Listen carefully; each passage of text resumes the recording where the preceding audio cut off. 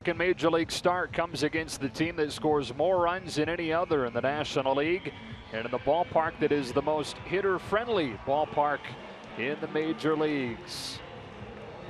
Facing off with Tyler Anderson, who leads the Rockies onto the field before game 2 of this 3-game series. And Dave Roberts ready to send out this starting lineup, brought to you by Honda. With the left-hander on the mound, that means Howie Kendrick bats out of the leadoff spot for Dave Roberts. Then it's Seager and Turner. Scott Van Slyke in the cleanup spot for only the 4th time this season, with Gonzalez hitting 5th. Kike Hernandez making his first start of the series. Jock Peterson, A.J. Ellis doing the catching, and Brock Stewart batting 9th. Anderson is 26 years old. He's from Las Vegas. This will be his 10th major league start, and this is unique, this matchup between Stewart and Anderson, because they both began the season in A-ball. For Anderson, 1 start in high A, 2 starts in Double A, 3 starts in Triple A, and then was called up in early June. I mean, that's impressive. And the other thing that's impressive, if you just look at his numbers here at Coors Field, this will be his 7th start here at Coors Field. But he has a 3-1 record with a 3.47 ERA, which we all know an ERA under 4 is pretty impressive here at Coors Field. But the other thing that's impressive is over those starts, he's only allowed 2 home runs here. But this is the first time he's facing the Dodgers. We know the Dodgers struggles versus left-handers. Hopefully they turn that around today. And as a 26-year-old rookie, you wonder what took him so long to get here. Well, he was out all last year with a left elbow fracture, has been hurt in all the other 3 years prior to that. So the young man has a very good feel for pitching, but he hasn't been on the mound very much. Closed captioning tonight is brought to you by First 5 California. Talk, read, sing, it changes everything. Dodgers come in at 59 and 47, 2 games behind the Giants, who, by the way, have opened up an early 4-0 lead on Philadelphia. While the Rockies sit at 500, have a chance to get above 500 for the first time since mid-May. Kendrick to lead it off, and Tyler Anderson, with that hitch in his windup, delivers a fastball downstairs, and away we go. For Kendrick, out of the leadoff spot for the 10th time this season, and he's put up really good numbers as a leadoff man.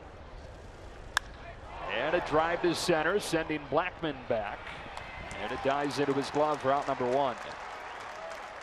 Well, we're going to have a look at the Rockies defense, which is brought to you by Clamato, and we're going to focus on that man right there, Nolan Arenado, the Gold Glove third baseman. We always talk about his glove flashing the leather. He always seems to make an impact. Every series you see him, he's going to make his presence felt. We already saw a couple of nice plays in yesterday's game. Hopefully they keep it away from him today.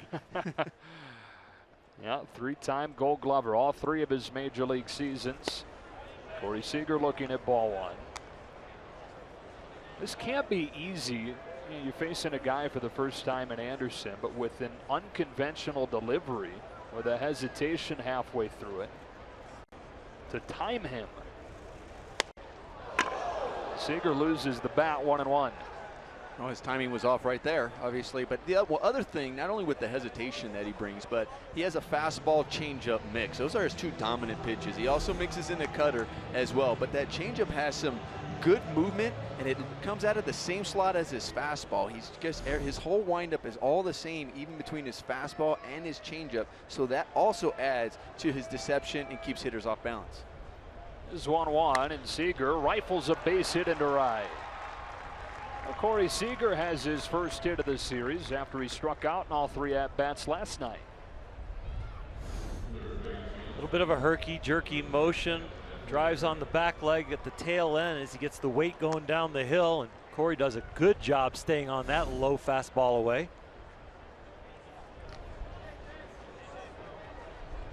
So 1 out base runner for Justin Turner.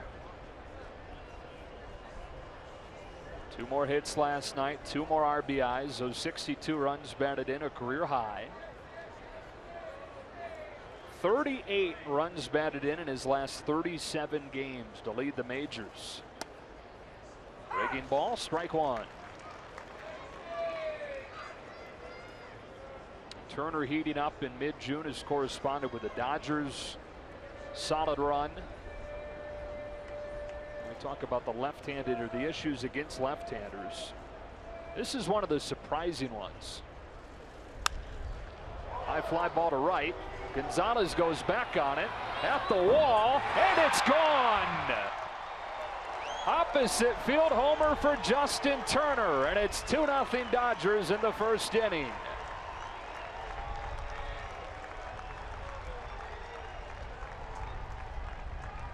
We were giving the numbers before the game. We were talking about this Dodger offense versus left-handers. We just showed the numbers for even Justin Turner, the splits between right-handers and left-handers.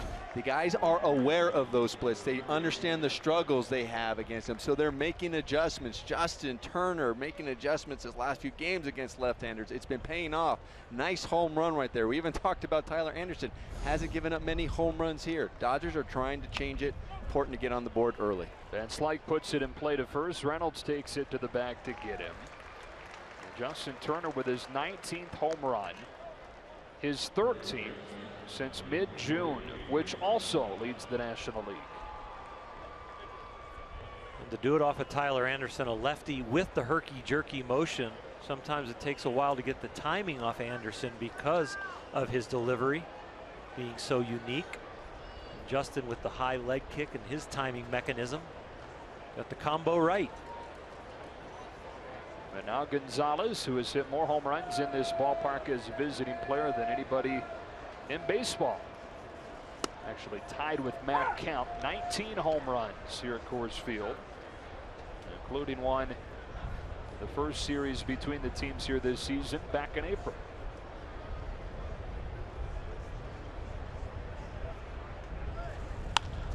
Hard hit off of Anderson, and it ricochets to Arenado, who throws Gonzalez out 1-5-3 to finish the inning. But the Dodgers get a 2-run shot from Justin Turner and give Brock Stewart a lead before he even takes the ball.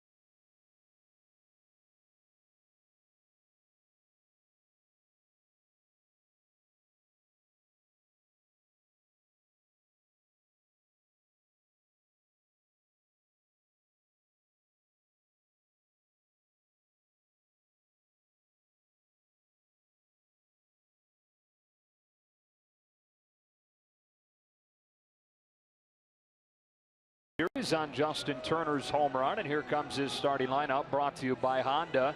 Charlie Blackmon, he's having the best season of his career. He's leading it off. Then LeMahieu, Gonzalez, and Arenado in the 3 and 4 spots have combined for 47 home runs this season. The rookie Dahl off to a good start. Then Reynolds, Descalso, and Hundley. Against the 24-year-old Brock Stewart out of Normal, Illinois.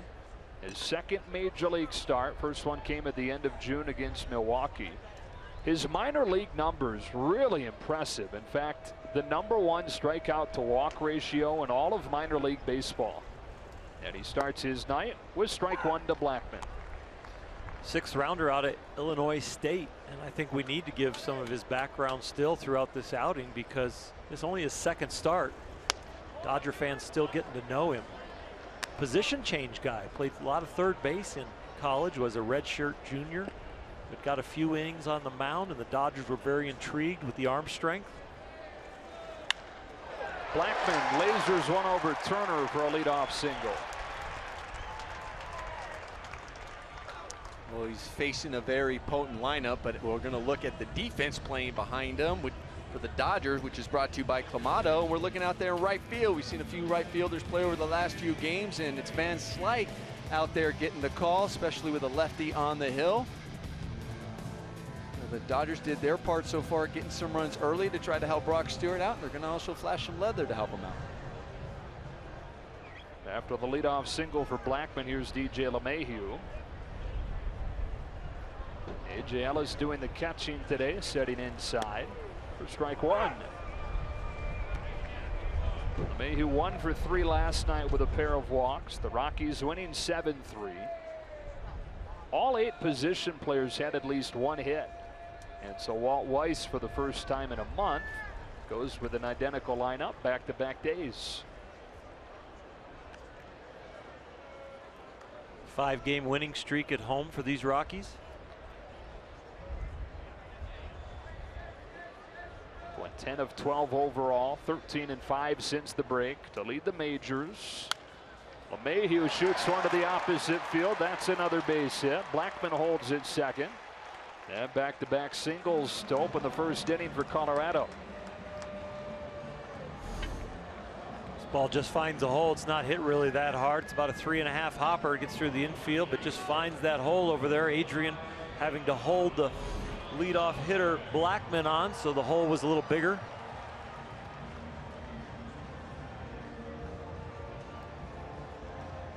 And now Carlos Gonzalez. Huge night last night to extend his hitting streak to 14 games. That matches the longest this season by a Rocky. Charlie Blackman also had a 14-gamer in July. Gonzalez a pair of doubles last night, knocked in 4. And waits on the first one from Stewart. Ball 1. We were discussing before the game, you look at this lineup for the Colorado Rockies, our top 3 hitters, Blackman, LeMahieu, Gonzalez, all hitting over 300. And then in the 4th spot, you have Arenado, who's not hitting 3, but he has 79 RBIs. Bounce to second, could be 2. There's one. Siegel with a turn to first, not in time. Gonzalez able to beat it out.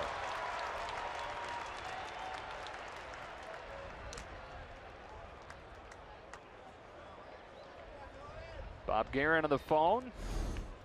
Yeah, they're going to have a look. They're thinking that he might have got him. We know Carlos Gonzalez gets down the line. It was a nice turnover there at the middle of the infield, but you know, the ball wasn't hit really hard, so it allowed Gonzalez to get down the line. And I think he does beat it out.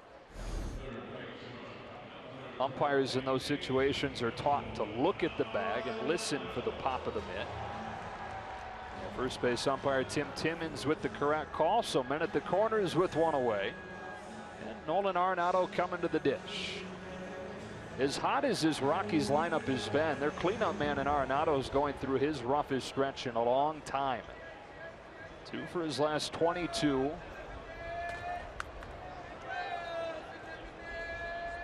Here comes Stewart. Strike 1. Arenado's second in the majors in homers, trailing only Trevor Story, the shortstop for the Rockies, who injured his thumb over the weekend, likely done for the season because of surgery. Also second in the majors in runs batted in. Nothing in 2. 2 borderline calls that Brock gets. And Arenado, you can see his confidence and his eye are in question to him. He argued the first strike call, and I'm sure he didn't like that one. Now Brock's got a chance to get out of this jam. On 0-2, Arenado fouls it back.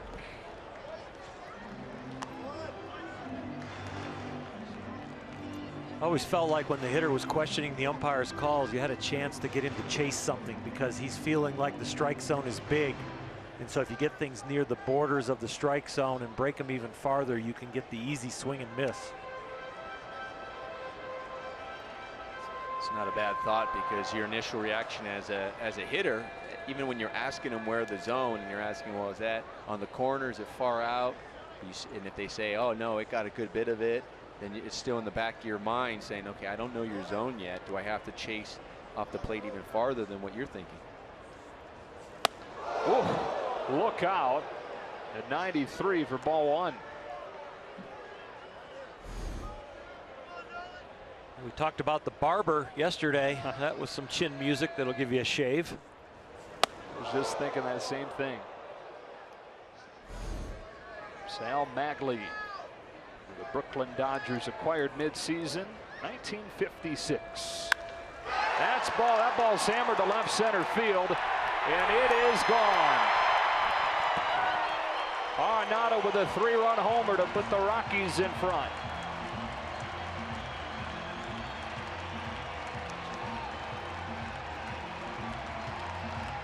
Sometimes they say, let a sleeping dog lie, and Arenado has been slumbering in a big slump. A little up and in fastball might have woke him up, because he swung this bat with conviction. And you also saw where A.J. Ellis wanted that ball. He wanted that ball down and away, especially after you come up and in on someone, and he gets that one up, misses his spot.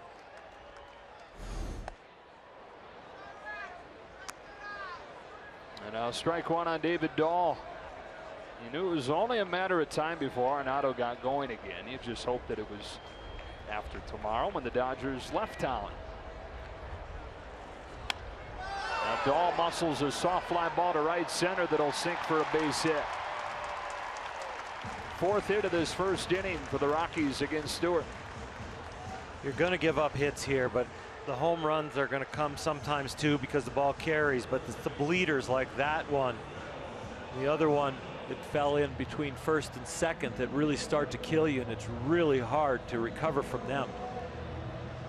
The young man on the mound, second big league outing, and has a tough challenge here in Colorado. Yeah, it's not so much the home runs, or you get a lot of multi-run home runs here. You don't just get a lot of solo home runs here. So because ones fall in like that, and we also saw one earlier where the ball kind of found the hole, you get some base hits, and all of a sudden you get the 3-run home run, or it's that 2-run home run after that bleeder. Mark Reynolds. It's not just the altitude and the ball flying well. This is the largest park as far as acreage in the outfield. To your point, Nomar, there's more room for balls to fall in to get guys out in front of those home runs. And actually, the Rockies are in the middle of the pack as far as homers this year. Reynolds with a towering drive to center.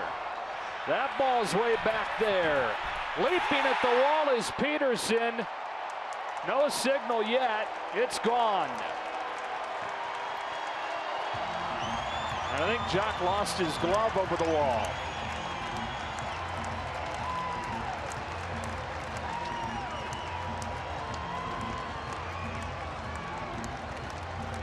I think Arenado's ball is out of anywhere, but this ball is definitely carrying because of the altitude here. It's skied with backspin, and there's some nice wind blowing out. Justin Turner took a ride on the wind, and so does Mark Reynolds. Well, we were just talking about it. We just said it was the one that falls in, and then it's that multi-run home run that gets you. And right now, it's good that Honeycutt's out there just to try to settle down Brock Stewart. It's a great effort out there by Jock Peterson. You know, I go back, you know, in my mind, I'm thinking about other, you know, extra runs that was also caused. You know, that possible double play, and Carlos Gonzalez beating that out for another run. You know, and you know that wasn't turned by the Dodgers, but some of the reason why that wasn't turned at second base, I'm going to go back to when you watch Corey Seager here and he turns it there. A lot of the reasons why that's not turned as much, and it's just by a hair, it's because you really can't cheat, because now you have instant replay, and you have that new rule too about not being able to take out the runner. So there's, you know, the whole neighborhood play. In the past, you used to be able to kind of stand on the bag and almost call it cheat a little, where you come off and you may not necessarily been on the bag when you caught the ball and turn it, and it gave you just that split second to turn that double play. But now you can't, because they can go back and review it to see if you're on the bag. And like I said, that new rule. And, you know, Carlos Gonzalez hustling down gives them an extra run.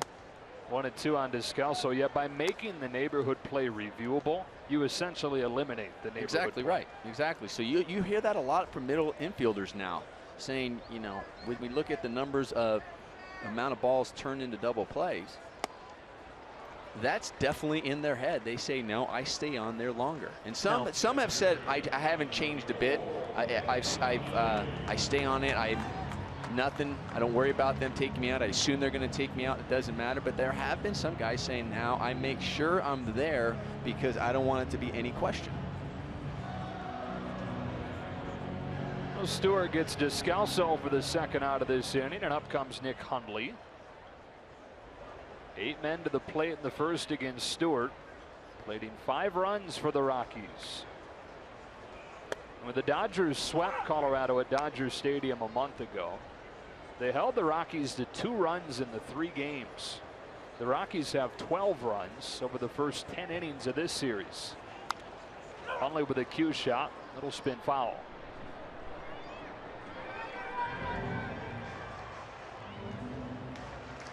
They're a different beast in this ballpark. Always have been. I really see a different focus and a different passion. It's a landmark to reach 500. It's a landmark to say we're in the race and it's August. And all of a sudden everybody has a little pep in their step, a little bit more focused, talking more baseball on the bus, in the clubhouse, in the food room.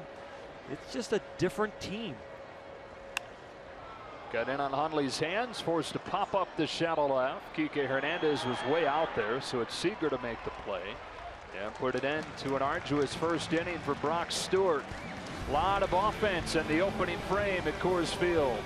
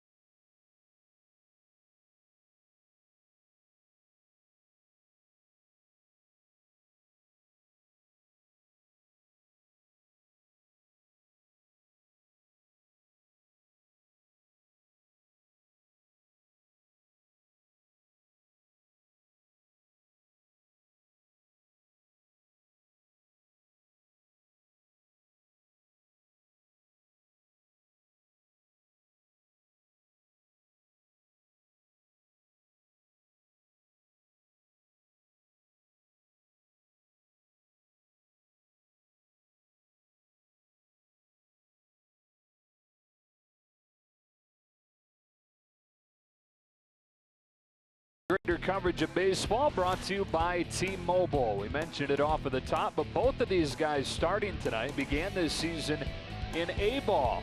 Different stories, though. Brock Stewart has kind of come out of the middle of nowhere to be a big leaguer, while Tyler Anderson is a former first-round pick that was a top 5 prospect and then dealt with injuries. Had a hernia in 2012. Shoulder issues in 2013. You mentioned it in the first inning, Oral, but he missed all of last season with a stress fracture in his elbow. And when that got healthy and he was competing for a major league rotation spot during spring training, tweaked his oblique. So started the season on the disabled list. And they planned to work him up the ladder, and they did so quickly, getting into the majors in early June. And you work a young man up the ladder because you're giving him almost another spring training. So you lower the competition while he builds his endurance, and then the stress goes up with the competition going up, and hopefully the endurance and strength has gone up. 1-1 on Kike Hernandez leading off this inning. 6, 7, and 8 for LA with Peterson and Ellis to follow.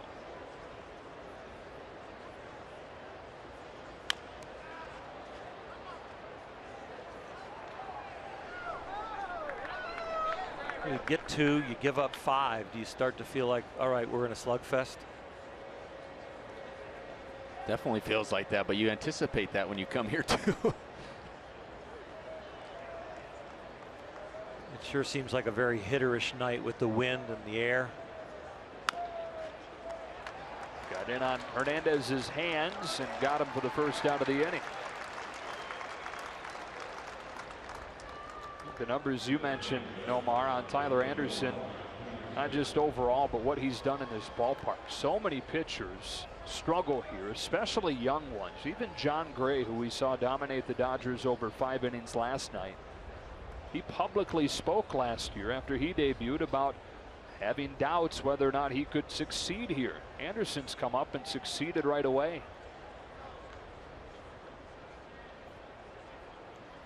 Jock Peterson takes strike 1. And Oro has said many times he believes, though, pitchers that would succeed here are those that are fastball changeup mix, where it's not so much relying on the breaking ball because it just doesn't break here as much.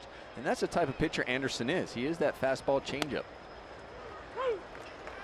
You think about the psychology of pitching and you get on a roll and you feel good about it, and you might do that on the road. They have the 3rd best ERA on the road, the Rockies. That tells you that guys can pitch and they've got good arms. But you come here and you get beat up. And you take those bad habits with you on the road. And if you're a young pitcher trying to establish yourself and you have to pitch here as your home ballpark, I think it's almost like the big leagues and a half you're coming up to, not just to the big leagues. You're coming to one of the top offensive parks in the whole world as a youngster against the best competition in the world. 2-2 on Peterson. You guys have heard me reference ERA plus before, which basically puts everybody on a scale where 100 is league average. Anything above it is above average. Anything below it is below average. It's adjusted for parks. And Colorado's staff is good when you look at that number. Peterson follows it back, still 2-2. Their staff ranks 9th in ERA plus. So earned run average as a staff adjusted for the ballparks that they're in, and obviously half of the games they're pitching in this launching pad.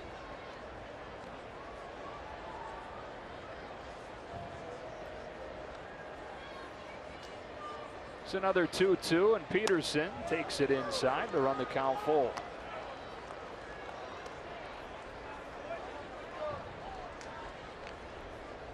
Jock 0 for 4 last night, looking for his first hit of this series. With A.J. Ellis ready for his first at-bat of the series. On 3-2. It's outside, and it's a 1-out walk.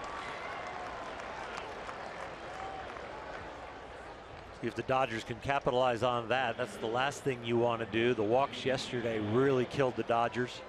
Brandon McCarthy had 5, which was so uncharacteristic of him. That was a career high. He hadn't walked 4 since 2009. And he said after the game that he just had never felt like that in his big league career. He's spoken with a lot of guys that have gone through Tommy John as he has to get advice from them and to have them preview some of the things he might experience coming back from it.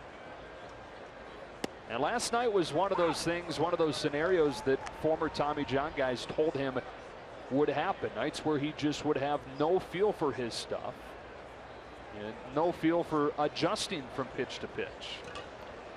It's almost like your nervous system shuts down on you and the wiring is kind of haywire.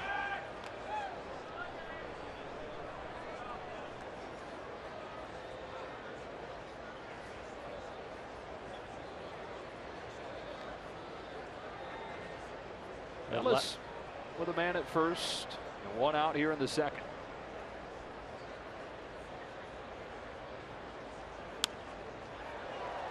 Well, the Brandon McCarthy come back and not feeling like you have your release point, the nervous system, I can't really figure out my adjustments. I remember going through that when I came back from my surgery, and mine was shoulder, not elbow. But you just have days where even the caliber of the bullets or what comes out of your arm are different. There's nothing you can do about it. It's just Scar tissue healing, new tissue coming around and getting stronger, not really being coordinated yet. Those 5 walks, the career high, 4 of them scored yesterday, so they were painful.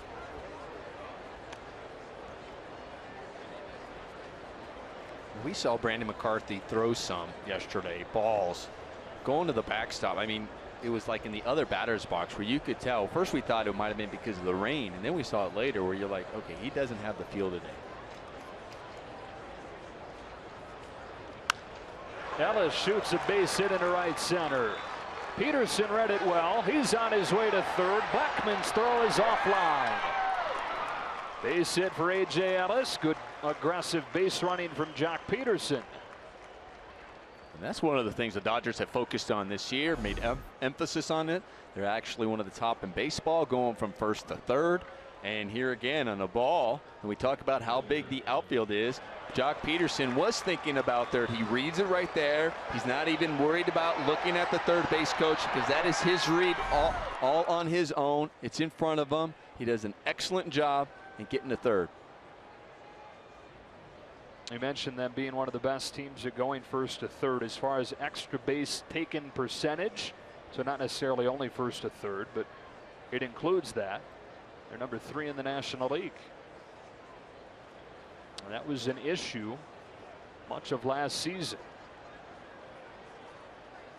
At the corners with one gone, here's Brock Stewart, who squares around and bunts it towards the mound. Now they've got Peterson hung up, and Arenado will tag him out.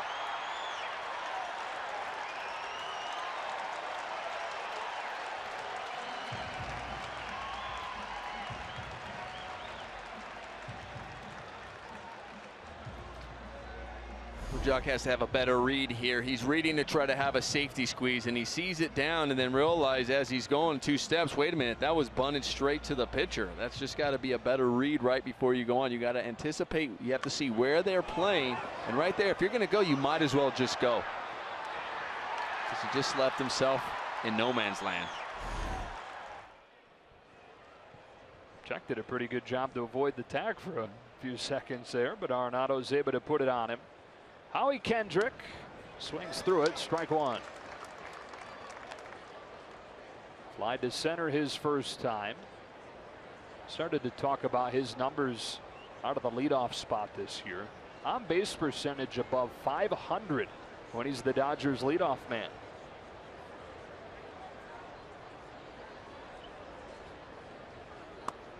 Oh, 0-2.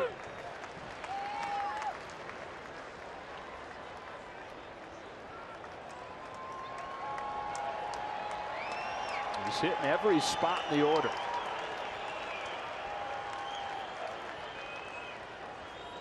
First and second with 2 gone. Anderson's ready for an 0-2. And Kendrick fouls it back. Just thinking about that play right now with Jock at third base. I mean, that one you already, you know, the pitcher's sacrificing it to try to get 2 men in scoring position for Howie Kendrick. So the only way you really should be going is if you can really read it perfectly, like such as we hit it down to third base and you saw where Nolan was playing back, then you can beat it. It just kind of defeated the purpose of what Brock Stewart was trying to do. Because when he put that one down, I think it would have been able to been a sacrifice. I think Ellis would have made it to second, and then it's a whole different at bat here where a base hit possibly knocks in 2. 2 on and 2 out, and a 1-2 from Anderson. Kendrick cues it to second for LeMahieu. The Dodgers strand a pair here in the second, trailing 5-2.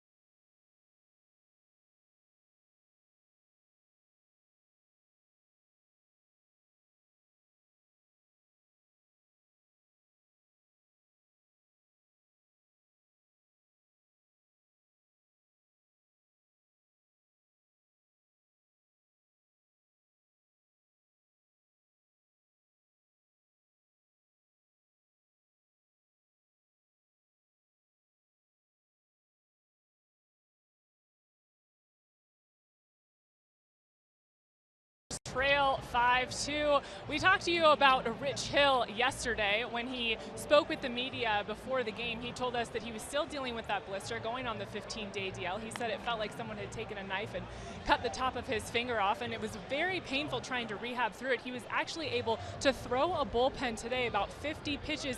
He told us it felt really good. There was no pain, no issues with it callousing. He actually said that helps provide some insurance from it reopening. And Dave Roberts telling us he was able to execute all of his pitches. He was very aggressive. So moving forward, they're not sure what's going to happen. It depends on Bud Norris and all of his rehab in LA. He also threw a bullpen today. So depending on those two guys and how they feel over the next couple days, that will determine the starter for Saturday, guys. All right, Kelly. So good news, at least, that things went well during the bullpen session today. And Brock Stewart back to work, missing outside to his counterpart, Tyler Anderson, with ball one. One of Anderson's 2 career hits, a home run.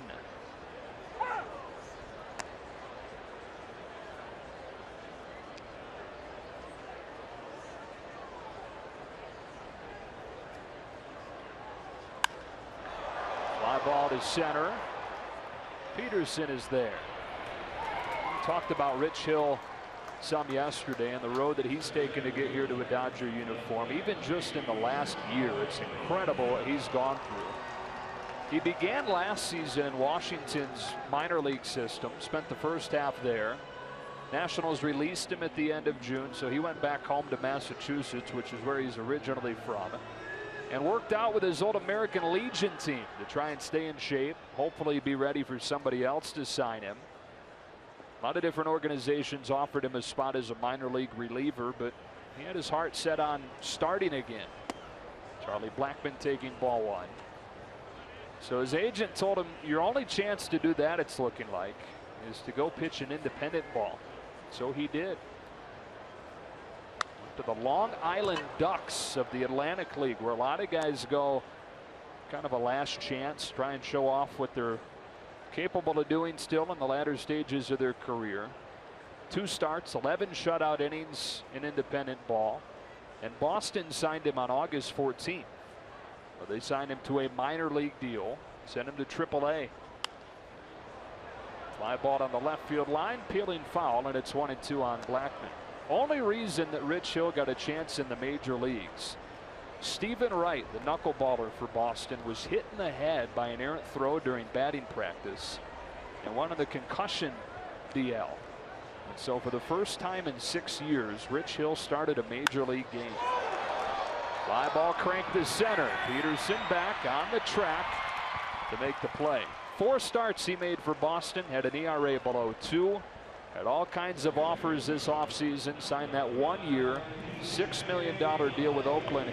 Betting on himself, betting on a chance that he had to show that what he did last year wasn't just a flash in the pan.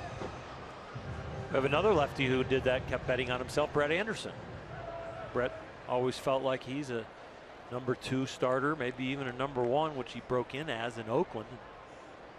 You see a lot of those guys that understand pitching, understand what's coming out of their arm, and they're willing to take that risk. And then you also have someone who went to independent ball and revamped himself, and now back in his Scott Kazmir. Exactly. Smashed to short. Seager's got it. Stands and throws LeMahieu out. Nice defense from Corey Seager to help the Dodgers and Brock Stewart have a 1-2-3 second inning.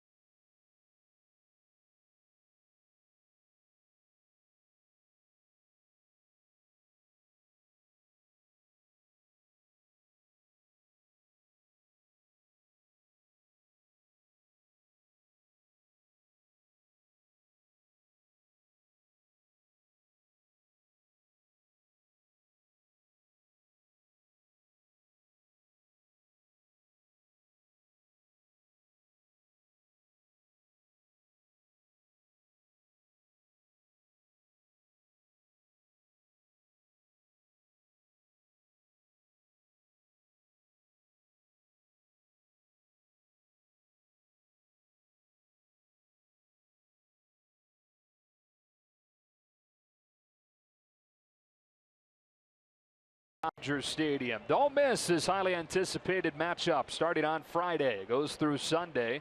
Be the only time these teams meet up this season. Buy your tickets today. Dodgers.com/tickets.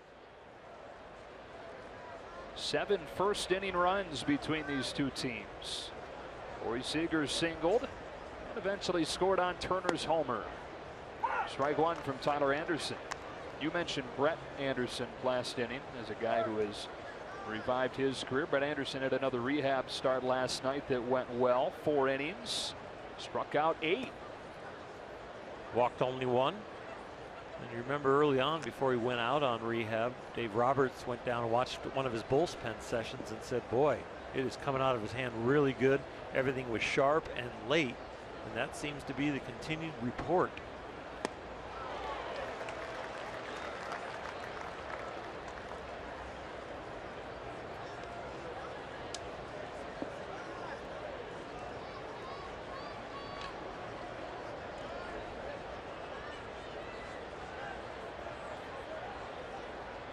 Corey Seager leading off the 3rd for the Dodgers. 2-2. And also on the injury front, Kelly touched on it earlier, but Adam Liberatore to the disabled list with the elbow inflammation.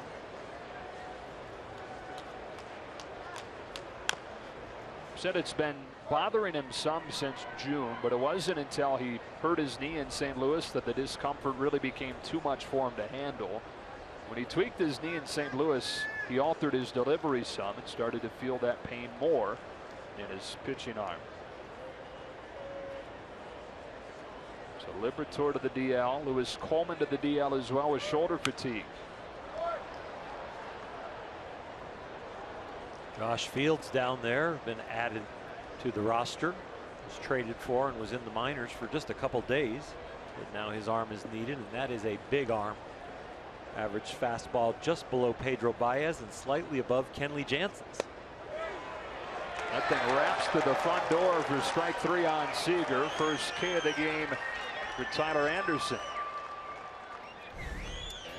And we're going to have a look at Justin Turner in the first inning. Gets a nice home run, driving the ball to right field as we have a look at a Carl's Cam replay. Put the Dodgers on the board early.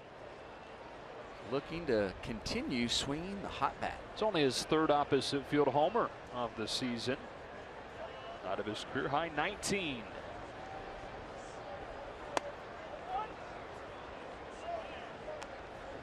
Early on, while he was going through his struggles, a lot of the problems were soft fly balls to the opposite field. He was pulling the ball on the ground. And as he reversed that and started elevating the ball to the pull side, that's when you saw those numbers go up. 1-1. No surprise that they're working him in right now after hitting a home run on a fastball to the opposite field, trying to make sure he doesn't extend his arm.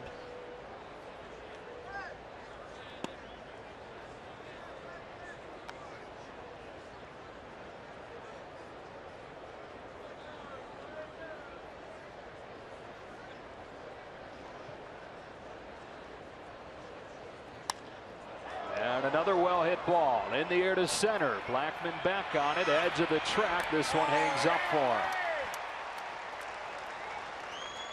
That one he just got underneath it. Just barrels that up just a little bit more. We're looking at his 2nd home run of the game. He knew it right when he hit it. He's like, no, he knew he had some carry, but he knew he didn't get it enough. This is one where you're kind of hoping, you're like, did I get it where I get enough backspin? And maybe it'll carry out for me because I am in Colorado. In the back of your mind, you knew it, that you just missed it. So Turner's 1 for 2, and Scott Van Slyke, who grounded out to first his first time. Hitting cleanup today, the 4th time that he's done so this season. Comes Anderson with an 0-1. That's down. 1 ball, 1 strike. So Van Slyke starting in right field. Josh Reddick having the day off against a left-handed pitcher, although Dave Roberts said he will get his starts against lefties. Doesn't plan on a straight platoon with the newest Dodger.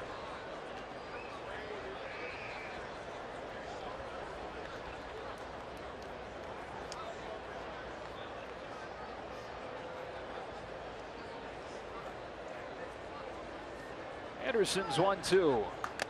Produces his first 1-2-3 inning of the night. On to the bottom of the third in Denver. The Rockies 5, the Dodgers 2.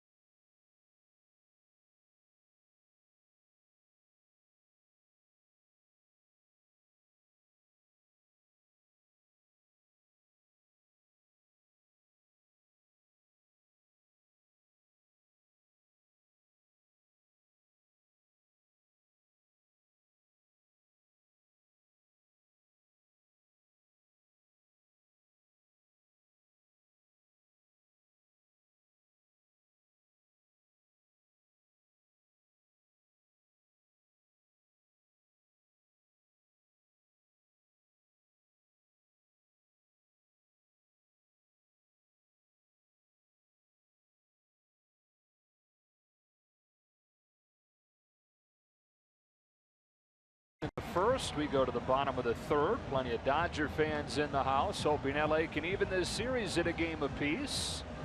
And at this point, it looks like keep pace with the Giants, because San Francisco leads Philadelphia 4-2 in the 8th inning, after they gave up 13 runs in the opener last night. Carlos Gonzalez scored on Arenado's home run in the first inning and leads off this third against Stewart.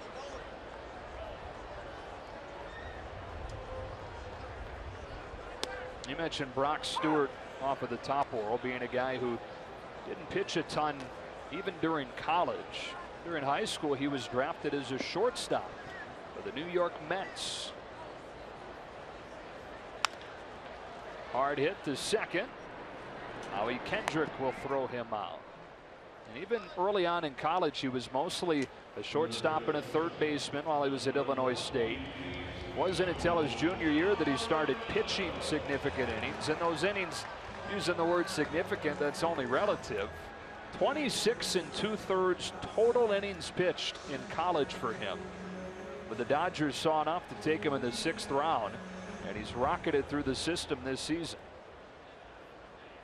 Son of a coach, and there's also a lot of potential there. I understand what they're recognizing, the arm speed, and still learning to spin the ball. We just saw this little slider right there he pulled away. But the arm strength is there, the movement is very fluid. Arenado to Seager, or make that Kendrick playing behind the bag at a position well, 2 away. He likes to attack the strike zone. He's competing, and he's got a nice formula to get quick outs, because these Rockies are really swinging the bat when the ball's in the strike zone. He's thrown 36 pitches now, and the Rockies have swung at 19 when they're in the strike zone. They've only taken 9 strikes. So it's a combination. If you make some quality pitches early, these guys are hacking. Now he faces David Dahl, who likewise has climbed through the system quickly this season.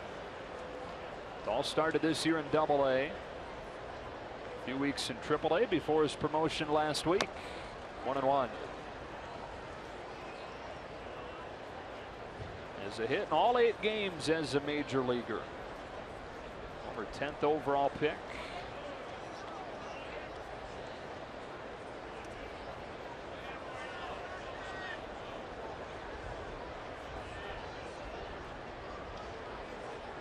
Actually, with his first inning single, has made that a 9-game hitting streak to open his big league career.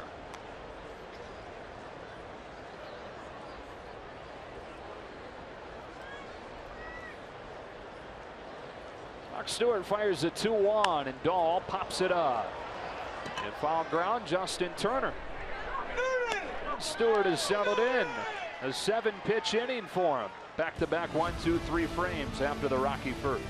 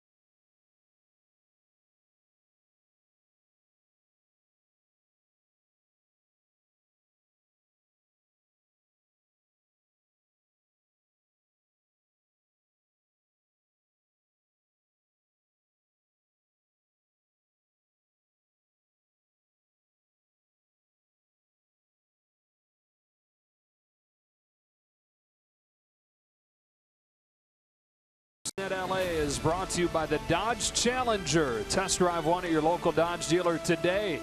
And by Children's Hospital Los Angeles. We treat kids better.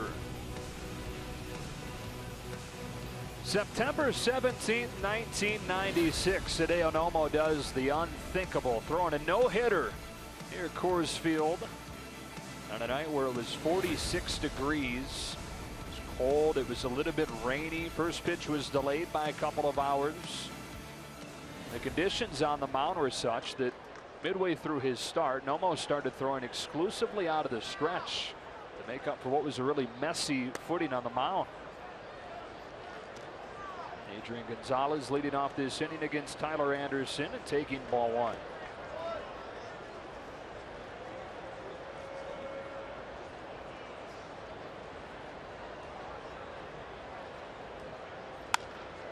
Rifled into left for a base hit.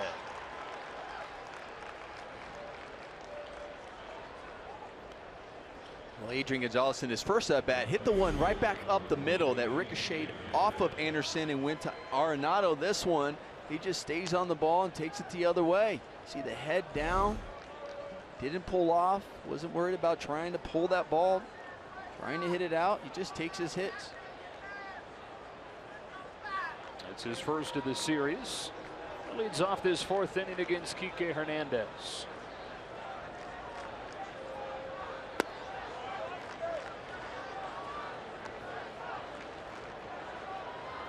Dodgers trying to get the offense cranked up. They were the #1 offense in the National League in the month of July by more than a half run per game. Fly ball to center, sending Blackmon back. Plenty of room.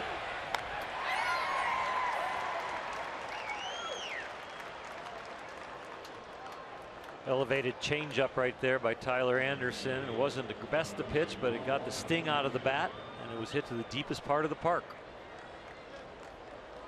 Got some good news for you guys. Phillies with 2 in the 7th, 2 in the 8th, tie game. Very nice. In San Francisco as they go to the 9th. Giants with the worst record in baseball since the All-Star break. Who saw that coming?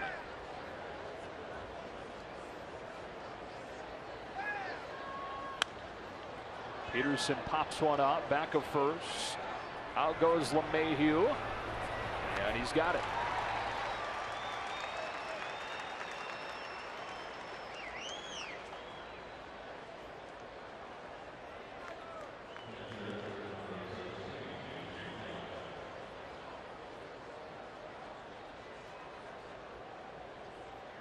Johnny Cueto had fired 6 shutout innings in that game and then gave up the 2 in the 7th and was charged with the 2 in the 8th. San Francisco 4-12 since the All-Star break and going through a difficult trip right now.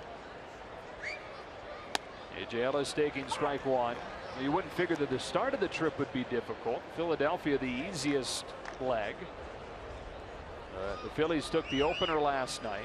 They'll then go to Washington and then to Miami. You don't usually see that happen with a Bruce Bochy bullpen. He usually starts to make very quick adjustments in the game and get in front of the offense that he's facing. But sounds like he hung with Cueto and Johnny spit the hook out. Ellis singled his first time and an 0-1. He takes low and away, 1 ball, 1 strike. We talked about how difficult of a stretch the Giants were getting ready to play after what was a really easy stretch, relatively speaking, to finish the first half. They had a stretch of 29 games where 25 were against teams with losing records. And now they're in a stretch of 34 games where 28 of them are against teams that entered the second half 500 or better. Compared with the Dodgers schedule, the Dodgers have a 12-game differential there after the All-Star break and facing sub 500 teams, so a little easier schedule for the Dodgers. 2-2. Really feels like it's going to come down to the 9 games against the Giants. And I think that was the exact focus of Brian Sabean and the San Francisco Giants in acquiring Matt Moore, a left-handed starter. When you look at the Dodger numbers, and Nomar pointed out how significant it is for the Dodgers to show that they can beat left-handed pitchers.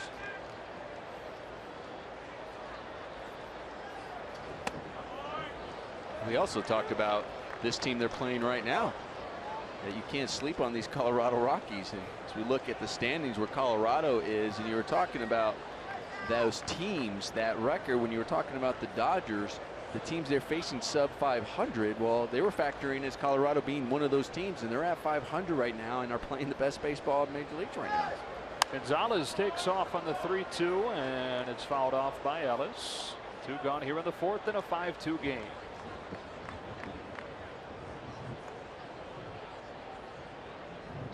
So Colorado's only 3 games out of that second wild card. The issue is that there are a few teams between them and the second wild card. Ellis fouls another. And speaking of left-handed pitchers and having to beat them and hit them, once the rosters expand after September 1st, teams are going to load up on lefties when they face us. It's going to be a goal of Turner Ward and Dave Roberts to really get the hitters feeling more comfortable against lefties. Ellis strikes out swinging after competitive at-bat against Anderson. On to the bottom of the 4th in a 5-2 game.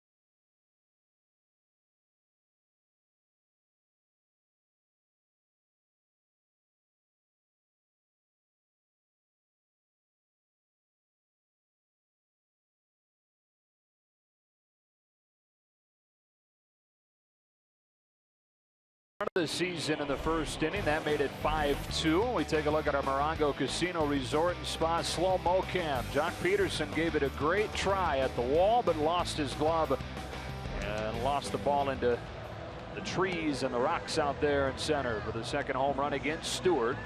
But since then, he's retired the last 8. 40 of those pitches, 29 strikes, an awful lot of fastballs, which you have to do here at Coors Field because the breaking stuff does not break. He's only thrown 4 changeups and about 6 sliders, 30 fastballs. Mark Reynolds, his 249th career home run. And a base hit into center to lead off this inning. Graphic jinx. Graphic jinx and a lineup understanding that it's probably going to be a very hard pitch, and they have been swinging at them when they've been strikes. You mentioned Brock's father, a former coach at Illinois State. He's now a scout in the Tampa Bay system. When Brock was eligible for the draft, his father was a scout for San Diego, and San Diego wanted to draft him and asked for his father's opinion on him. And his dad, Jeff, basically asked the Padres not to take him because he didn't want everybody to claim that his success and his selection was a result of his father being in the organization. Said that he wanted his son to be able to cut his own path. And so the Dodgers took him in the 6th round. And 2 years later, he's a big leaguer. Line to first, off one bounce, they go to second one, back to first late. We were talking about earlier about the double play not being able to be turned. Earlier we talked about, you know, the rules about being around the bag. You can't really necessarily cheat to get that extra to get the momentum. Well, the other thing here, you see the confusion at second base. Also a factor in there is also the shifts. There's so many shifts in the different positioning that the middle infielders have. And that's just kind of right there a byproduct of that, the way they were playing. Right now, that was just a matter of communication. Who's supposed to get that when that ball's hit?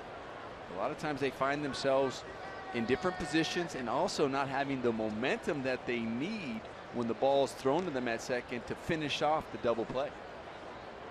Here's the 8-hitter, Nick Hundley. There is strike one. I can tell you I would trade if I was still pitching. I would trade having my infielders in the correct position and not being able to get a double play, but make sure they get the ball over the fact that they're in what would have been considered routine double play depth, and all of a sudden the ball goes through. So it's new. You have to learn that these guys sometimes are not going to turn double plays because of the positioning, but you're also recording more outs. You're just not getting them in bunches. And starting pitchers sign off on the defensive positioning leading up to their start. So it's not like there's any positioning behind them where they're saying, what in the world's going on?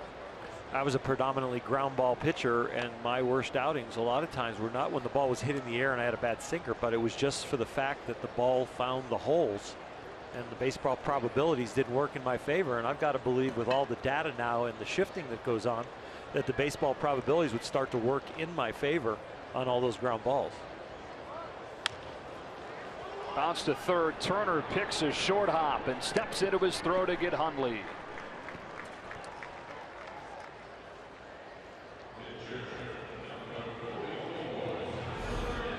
Turner does a good job getting his body around this ball so he can get his glove out in front and to make that play. Right when that ball was hit off the bat and it hit the front part, it hit the dirt right in front of the grass, right in front of home plate. He took his step. His momentum was going forward, which is so important to get your body in the right position to get eventually the hop that gets to you. Now the pitcher Anderson with a man at second and 2 gone. And Stewart misses away with a fastball. All right, now this start for Stewart has a similar personality to it that his first major league start did. And that is one inning where he gave up 5 runs and then a bunch of zeros, trying to make a third 0 in succession after the 5-run first. It was the second inning that doomed him in Milwaukee.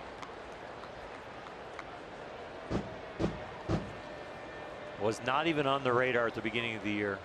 And when Rich Hill starts for the Dodgers, that'll be our 13th starting pitcher. Brock Stewart right in that mix, only in his second big league start.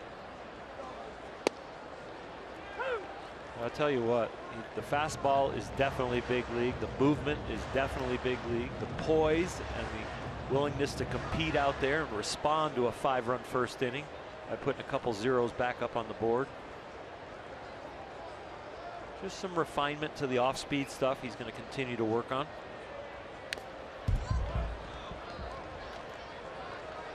But when you're really down to 1.5 pitches, and I mean by one being the fastball and the half being, is it the slider that's working today or is it the changeup, and it doesn't really work as consistently as you want, the hitters start to narrow you in, and so that means your fastball location has to be almost perfect, and that's what he didn't have in that first inning. Bounce back to him, comes off the mound, and the athletic Stewart throws Anderson out. Yeah, in that first inning, he threw 23 pitches. He's thrown 28 in the 3 innings since.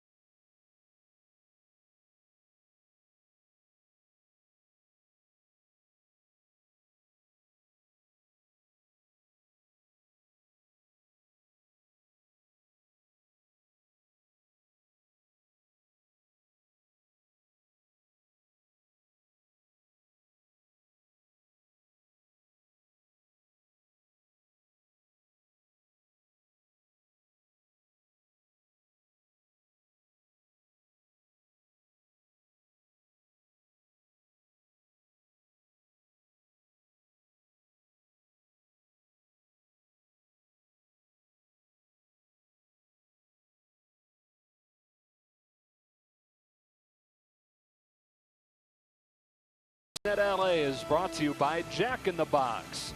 Taste the all-new Jack's Brewhouse Bacon Burger today at Jack in the Box. Limited time only at participating restaurants. This is last May, one day after a snow out here at Coors Field. Kike Hernandez has the ski mask on, making a catch out there in left field. And speaking of bad weather, there's some rain and some storms moving to the area again tonight. It was in the first inning that the delay happened last night. And much of this break, grounds crew has been out there discussing things with the umpires. But you can see some of those dark clouds rolling in over the third base side. Nomar, you saw some lightning off in the left field distance a couple of innings ago. Yeah, but it was lightning, but the clouds didn't look great. You just saw the lightning, and all of a sudden now over the left field wall there's starting to be gray clouds trying to creep in. Still considered a sunny day. Oh, yeah, absolutely. Yeah, check mark. Brock Stewart fouls off the first one from Anderson, and it was beautiful. Yeah. Same thing yesterday. I was up at 6:30, took a nice walk downtown, went to breakfast. 4 hours earlier than he's ever woken up. On the road. That's why he's mentioning it on the air. And he didn't tell you the nap he took after that. After breakfast, I'm like, wow, this breakfast thing is great, but oh, I got to take a nap. The 1-1. 1-2. Found a good breakfast place, so. Very nice. One you recommended. Snooze. It's a good one. But there's Syrup is the other one, or? Yeah. Yep, I went there today. Nice. Anderson gets Stewart to begin this 5th inning. Do you put like syrup on spinach for your breakfast? Play for the tie. I mean, as healthy as you eat, you go to a place for breakfast called syrup. They have healthy stuff there. Okay. They do. I didn't go at 6:30 in the morning, though. I'm not going to lie. Third trip to the Dodger order begins with Howie Kendrick hacking at a change. Strike one.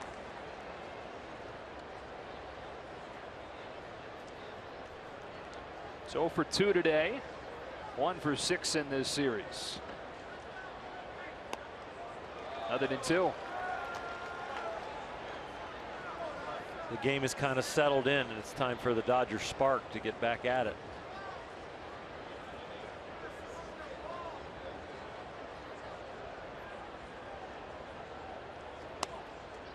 Well, you're getting to the top of their lineup. This is what you're looking for. Obviously, you had Brock Stewart leading off your pitcher, but still with 1 out, you can still get a nice rally going. At least, slowly peck away at this lead, trying to get just one, not try to tie it or take the lead. And they ring Kendrick up on a fastball that he thought was up and in. That's strikeout number 5 for Anderson, and 2 gone in the 5th. He shows changeup away. He shows cutter in, and it looks like maybe he catches it, maybe he doesn't. But borderline didn't go Howie's way.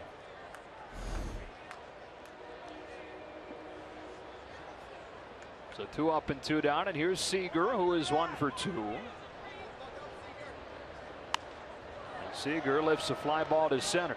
Blackman and Dahl converging. It drifts into left, and Blackman makes the catch. So this game is official now as we go to the bottom of the 5th with the rain moving in.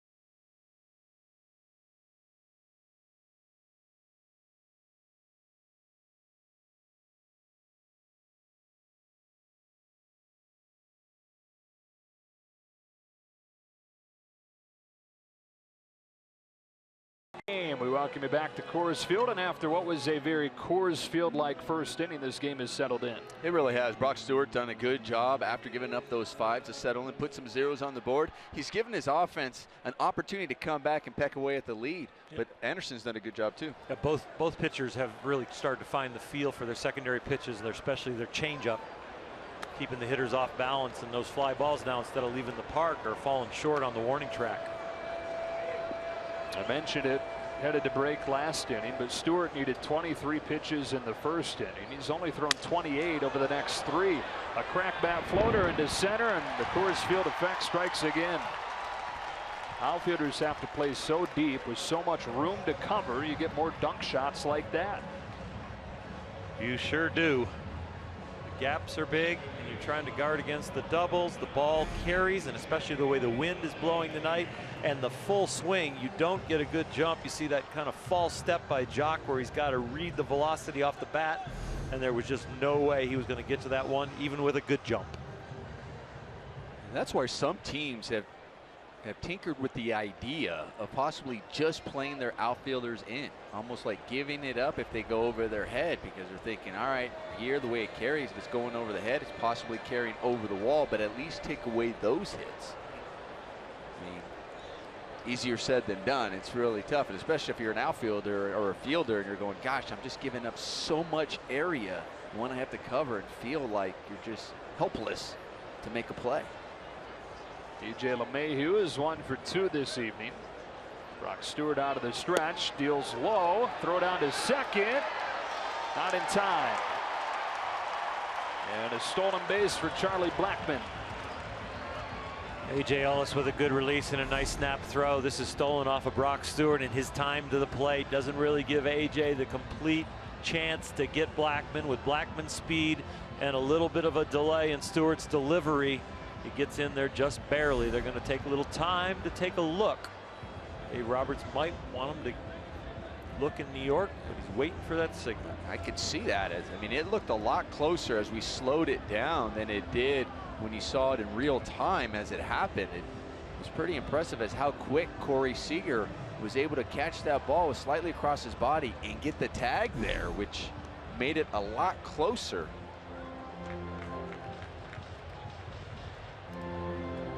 Wondering to see, once that foot hits there, okay, is it off now, and does it get him? Is his glove still on it? So that's the other thing they're checking. So they're checking numerous things, not just the timing now, because they know they could call for that replay and see if his body came off the bag. So with a man at second, a 1-0, and a fly ball scorched to right center, sending Peterson back. He turns, and it is gone. LeMahieu with a 3rd home run of the night against Stewart.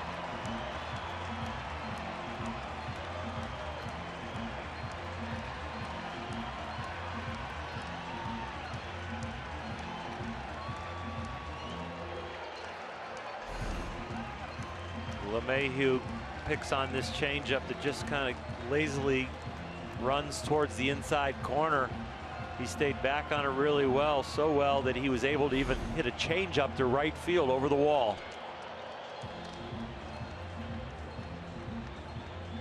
It's only his 7th of the season, but the 3rd one against Stewart tonight. And now Carlos Gonzalez looking at strike 1. Stewart's so dominant in the minors. Over his 18 minor league starts this year, he allowed 4 home runs, and 3 of them against the Rockies over the first 4+. 1-1.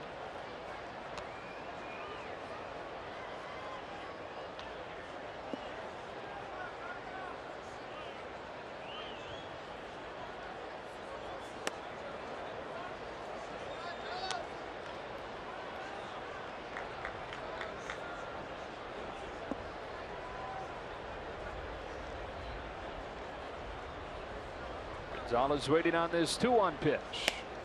Sails inside, 3 balls and 1 strike on Carlos Gonzalez, trying to extend his 14-game hitting streak. Comes in with a 5th best average in the National League. And since mid-May, it's number 2 in the majors. A towering fly ball to right center field. Van Slyke turns around and says, where in the world did that one go?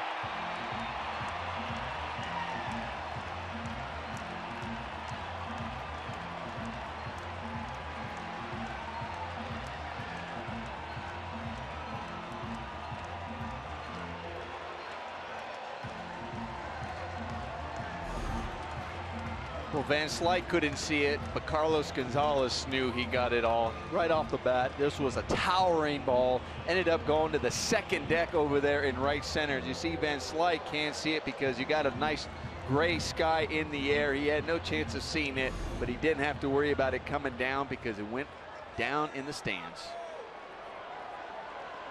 So LeMahieu and Gonzalez go back-to-back, and now Arenado, who's already gone deep tonight, takes ball 1. And the bullpen gets going. That's the newest Dodger, Josh Fields, loosening. So the Rockies with 15 runs already in this series.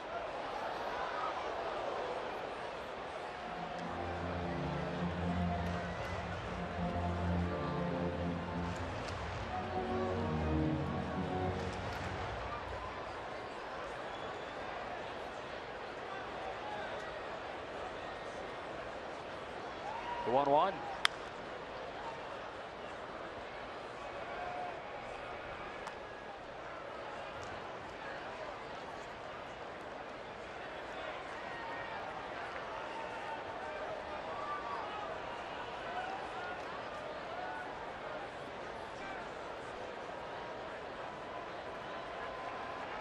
Now the 1-2. Ellis wanted it up and it was fouled back. We'll do it again. Arenado, Southern California native, Dodger fan growing up. He got his first 3 major league hits at Dodger Stadium, including his first home run back in 2013. Down the right field line, it's slicing foul.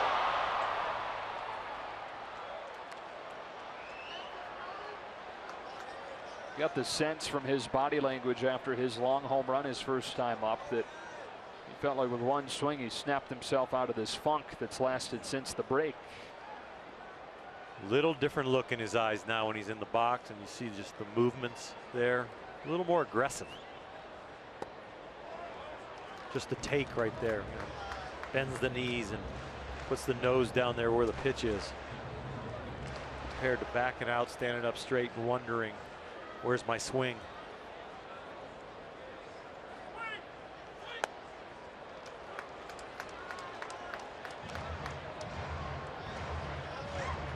Brock Stewart has thrown 67 pitches now here in his second major league start. First Dodgers starting pitcher to make his major league debut. Same season that he was an A-ball to begin. Cincinnati Nomo did it in 1995. And he walks Arenado.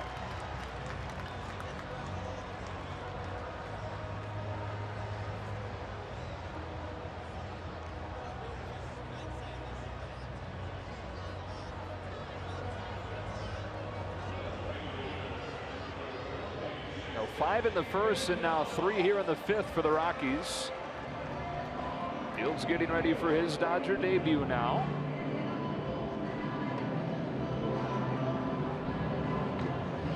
As worked as this bullpen has been, the fact that Stewart has only thrown 68 pitches is a silver lining that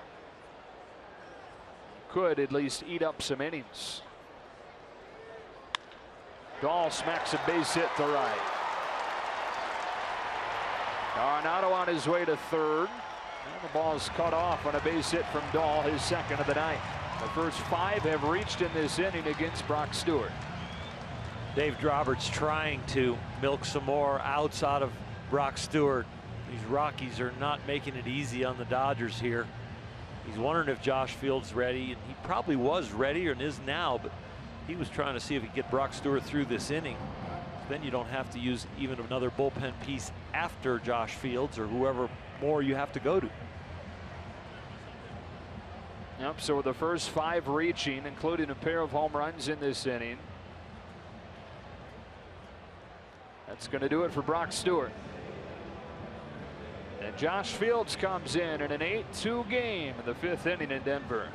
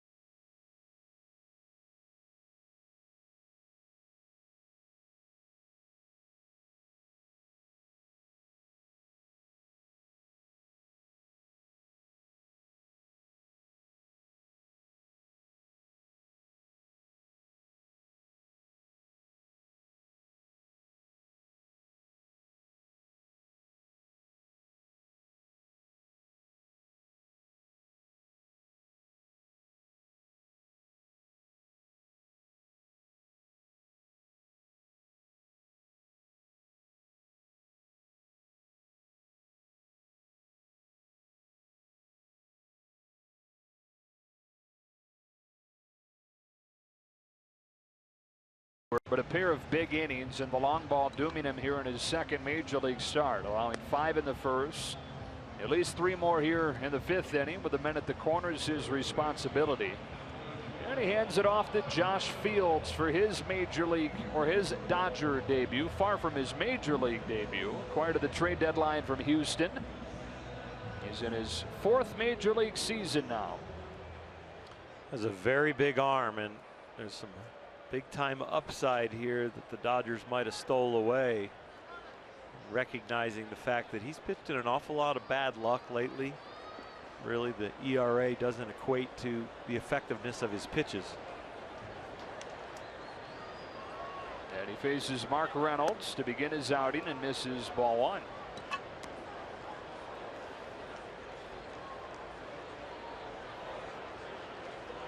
Reynolds a home run and a single. Batting with Arenado at third and Dahl at first.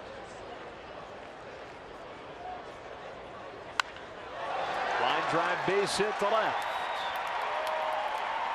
It's 9-2 Colorado on an RBI single from Mark Reynolds.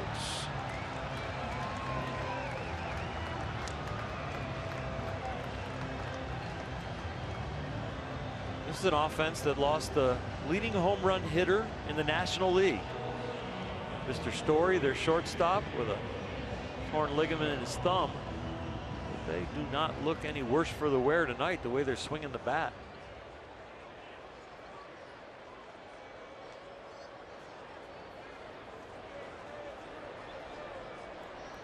Dan the Descalso, 7th man to bat in this inning, and the Dodgers still looking for their first out. Descalso's 0 for 2 with a strikeout, and he grounded into a fielder's choice.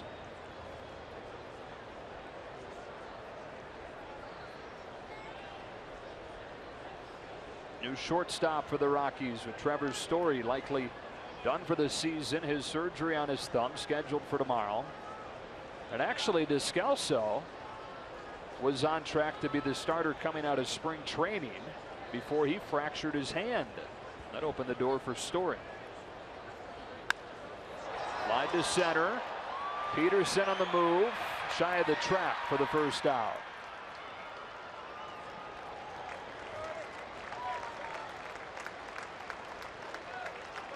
Josh Fields can really spin the baseball. Those last 2 breaking pitches, to be able to turn the ball over at this altitude and make it break that much, tells you that arm speed that he has, which can reach 96, 98 miles an hour, he can also spin it. I was just looking at the differential in that off speed and the 97. It was a 74-mile-an-hour breaking ball. It's a 20-mile-an-hour difference between his average fastball and that breaking ball. Sit on Nick Hundley with men at first and third. He looks at ball 1. Yeah, Fields is a guy who was a first-round pick and a former highly touted prospect in the Mariners system. He's traded to Boston at the deadline along with Eric Bedard in 2011. And then Houston got him in the Rule 5 draft prior to the 2013 season.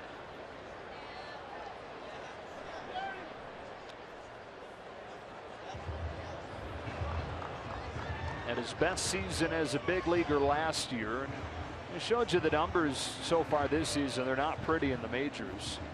But when you look at some of the peripheral numbers on him, it's easy to see why the Dodgers thought that he was a guy that could help. Here's his 1-1. Spins over the outside corner for strike 2.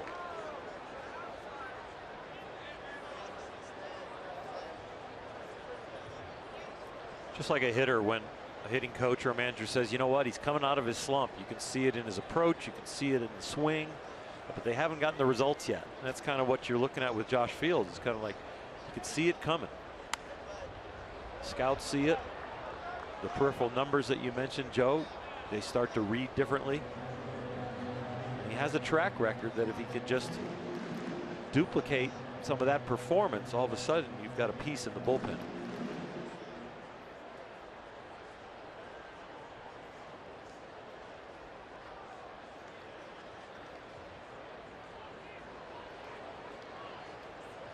There's a 1-2 to Hundley, and it's a fastball at 94 to get him.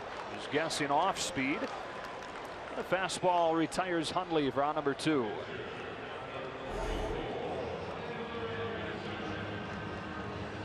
Omar, you mentioned the huge speed differential, and all of a sudden you get 94, 96. It's got to make you blink. Well, he saw a couple breaking balls, a couple curveballs, and he also saw like a slider off about 84. So you're thinking, okay, well, I know he's got those big breaking balls. Then he just freezes you on that fastball.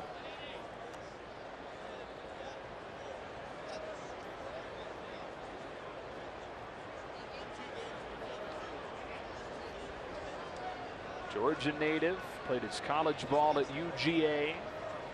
Fires a 1-0. Tyler Anderson tries to lay off and does. 2 balls, no strikes.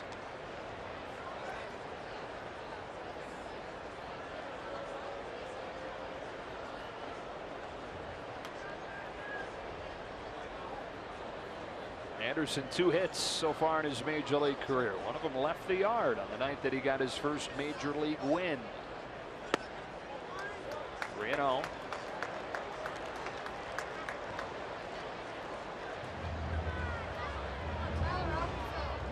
Fields made his major league debut in 2013. First time he's pitched somewhere for a team other than Houston. And he walks the pitcher on 4 pitches.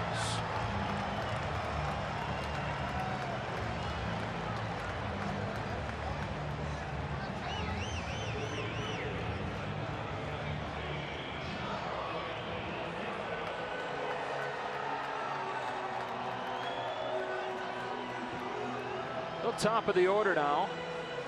Blackman started this inning with a single, came in to score on LeMahieu's homer. It's the 5th inning, and it's already Blackman's 4th at bat.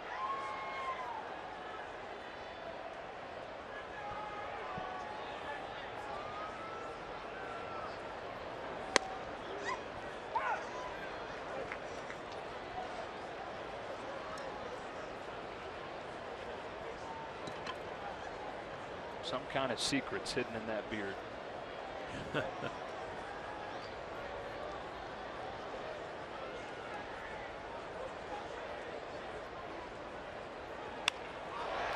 Floated to right. Van Slyke is there, and they'll leave the bases loaded, but they get 4 runs in the inning and lead the Dodgers 9-2.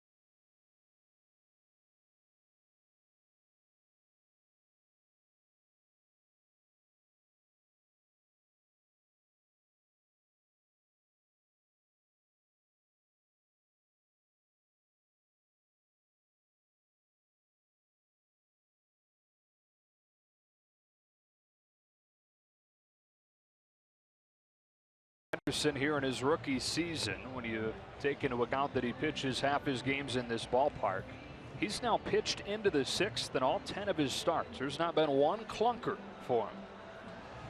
And when you hear people talk about the way he's pitched at the big league level, you don't hear him rave about the stuff.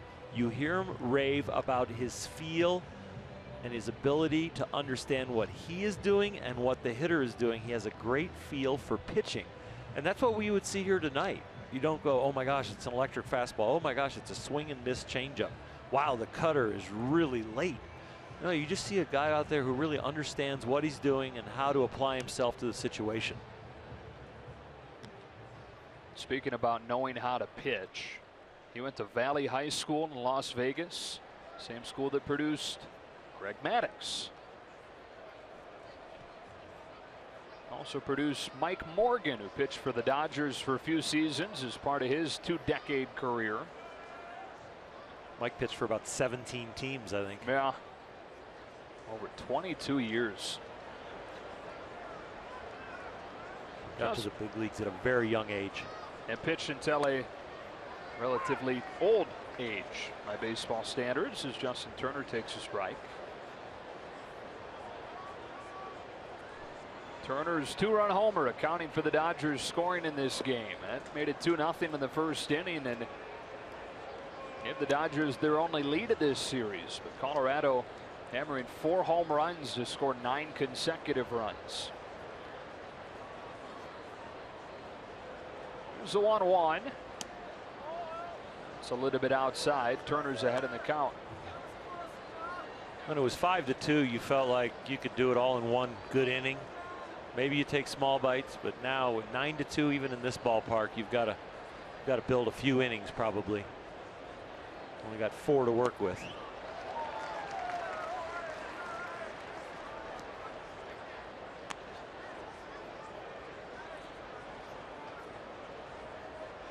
We want the Giants and the Phillies to play all night.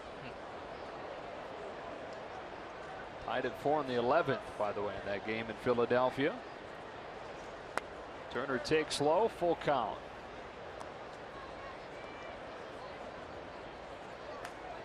The Rockies are licking their chops as they watch the Marlins get swept by the Cubs. And they're going to come in here after us. Turner with a solid smash into center for a base hit.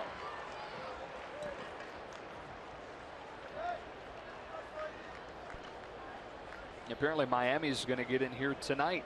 Be one of those rare things where there's 2 big league teams staying at one hotel. They are licking their wounds too. They lost today to the Cubs with a lead in the 9th.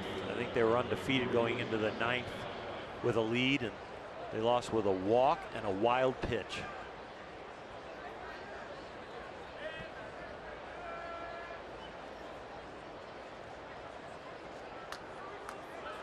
Here's Van Slyke, who is 0 for 2 in this game. Off speed to begin, strike 1.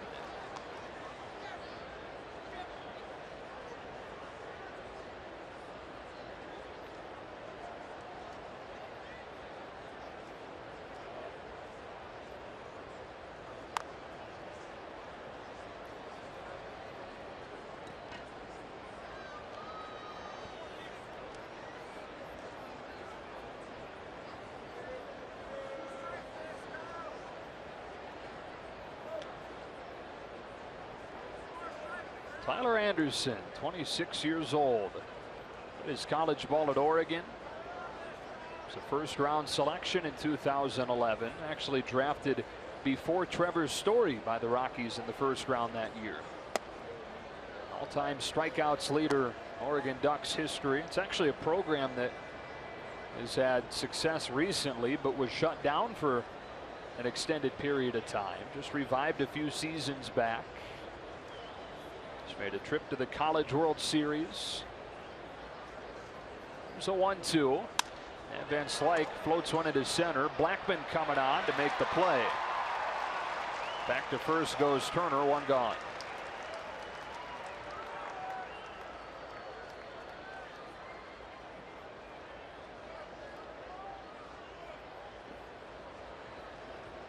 After Anderson was a first-round pick, he got off to a good start despite those injuries. He was able to battle through them to be named the Texas League Pitcher of the Year when he was in AA 2 seasons ago. And a lot of people thought he had a chance to break camp with the club last year, but the fractured elbow on his pitching arm that forced him to miss all of last season. Falling on Adrian Gonzalez. Spent all last year living in Arizona in Scottsdale, and he spent the entire summer living in a hotel because he didn't want to sign a lease on an apartment. He had no idea how long the rehab would go. Thought there was a chance that he'd heal up and be able to get going sooner rather than later, but days became weeks, weeks became months, and before he knew it, 2015 had come and gone without having thrown a pitch. Well, you mentioned him being a first rounder in 2011. And just look at that 2011 draft in the first rounders. A lot of major leaguers right now. And you look at the names: Garrett Cole, Trevor Bauer, Dylan Bundy, Anthony Rendon, Francisco Lindor, Javier Baez, George Springer, Jose Fernandez, Sonny Gray, C.J. Cron, Joe Panik. Wow. Off of the handle, broke his bat. They go to second for one and rifle it to first to get Gonzalez for a double play. All Rockies in this series so far. On to the bottom of the sixth.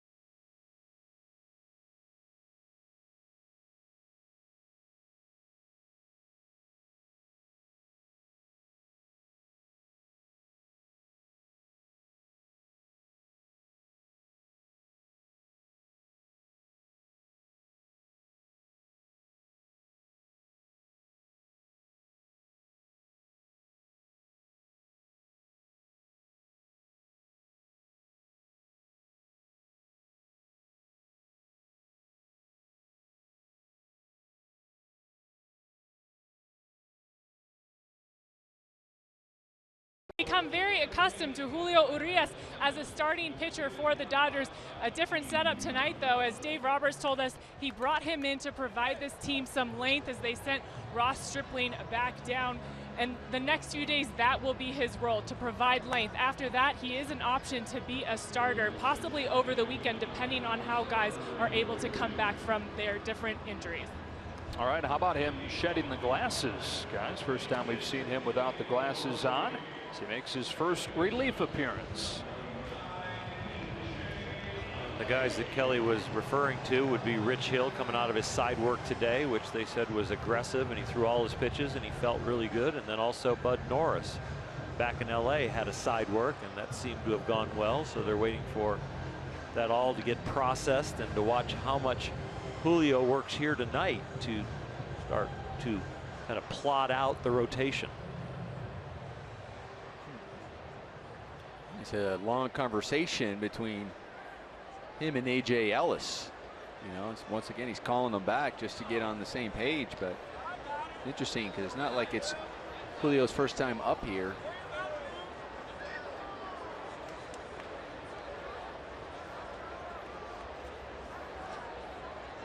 Well, it might be that Julio worked on a few things in the minor leagues and maybe shortened up his slider or changed the angle on the curveball, and they haven't had a chance to really visit because he just got here. He wants to make sure that AJ knows what he's trying to accomplish with the fingers that AJ puts down. 2, 3, and 4 on the Rockies order coming up against Urias.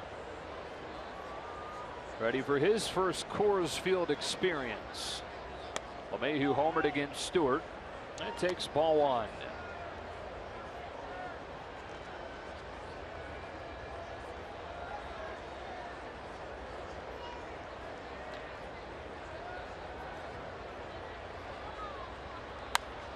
We mentioned him pitching without the glasses for the first time.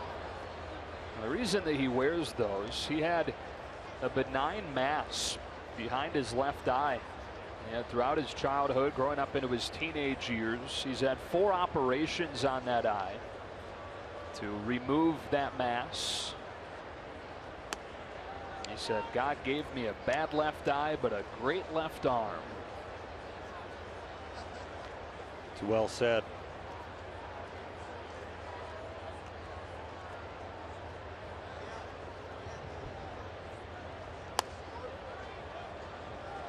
Not missing by much. 3-1.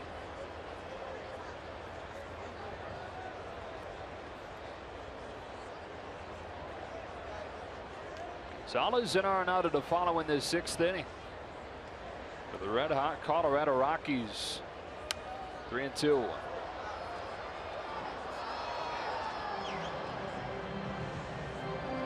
Paul Weiss's team has won 10 of 12. They're 13-5 since the break, and barring a huge Dodger comeback, would move above 500 for the first time since May 18th, when they were 20-19. Of course, they've always been a team that's gotten off to pretty good starts. Rare has been the time, though, where they've sustained those starts.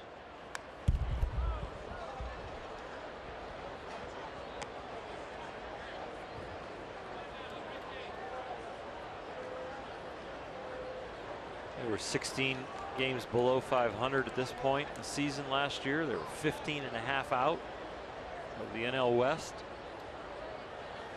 Their pitching staff had the worst ERA in the National League. Arias walks LeMahieu to begin this inning. And they were established in 1993, the Rockies were, and they've only had 6 winning seasons in franchise history. Only 3 times have they gone to the postseason. 1995, did it in 07. They went to the World Series that year. That was that incredible run down the stretch where they won 21 of their last 22 games. Played their best baseball at the right time. And made the run to the World Series. Last time they went, 2009. That was this guy's rookie year, Carlos Gonzalez. And a missile to right, rising its way over the wall for his 2nd home run of the game.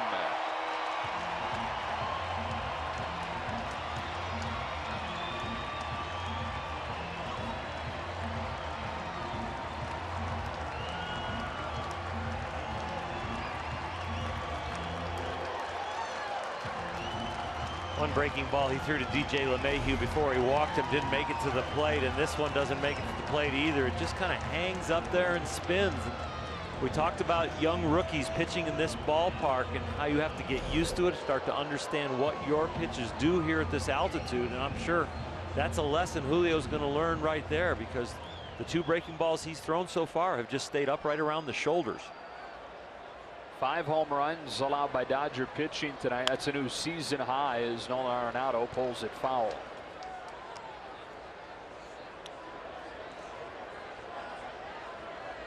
Nineteenth time he's gone deep twice in a game.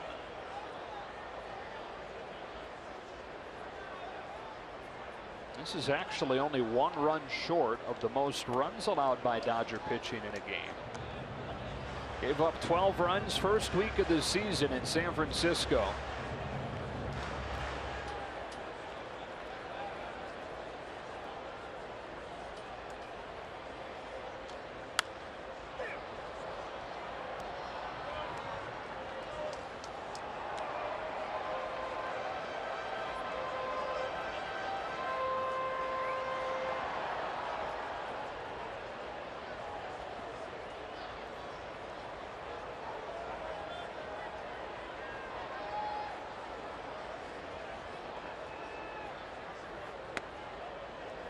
Two and two.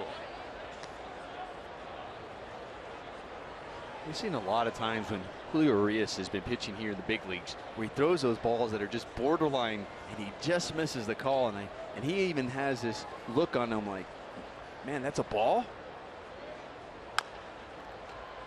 Chop to the left side. Seager charges and throws wildly. Arenado's speed forced a hurried throw.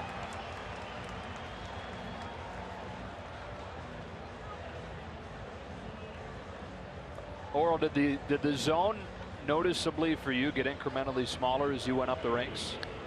It does, and the other thing that you notice also is that the big league hitter takes the borderline pitch a lot more than the minor league hitter. So you get a lot more swings and a lot more outs, and the minor league umpire might not be quite as sharp, and so you get those calls. You earn them a little quicker at the minor league level.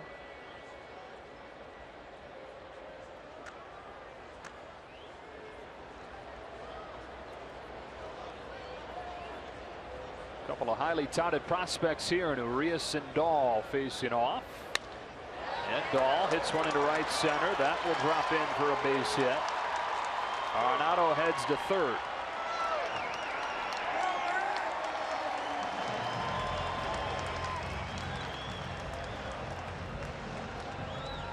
It's a nice piece of hitting, and it was a very good pitch, because I think the key here is that the hitters are probably going to hit the ball hard at times off. You've got to keep the ball down, and he forced Dahl to dig this ball out, get it down below the knees.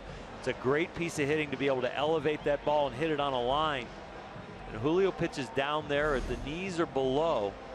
He's going to be a lot more successful than if he misses up around the waist and the shoulders.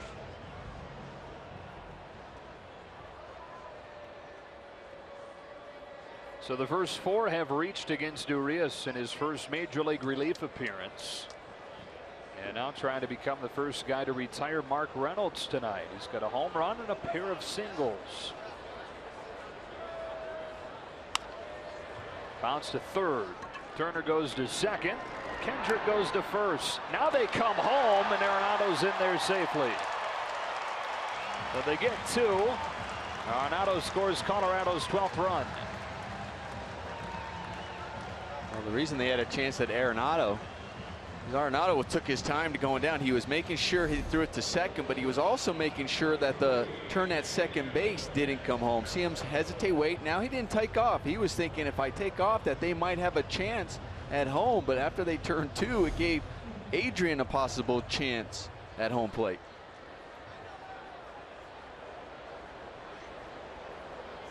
So they're wiped clean, and Descalso comes up and pulls a breaking ball to first. Gonzalez with a masterful pick of the backhand, but Descalso beats him to the bag. Well, Descalso not only beat Adrian to the bag, he also beat Julio Urias there to the bag as well. That's why Adrian, first he made the play, he was going, and then he realized that Urias wasn't going to be there, so his only chance was to try to beat Descalso. As Urias kind of falls off to the side and he just kind of hesitates. He doesn't break over there right away. That's why you don't even see him in the right there. You barely see him, and that's not going to be there in time. And Descalso definitely beats Adrian to the bag. Descalso got a half a step coming out of the box because he was fooled on a breaking ball, so he was leaning towards first and got a really good jump.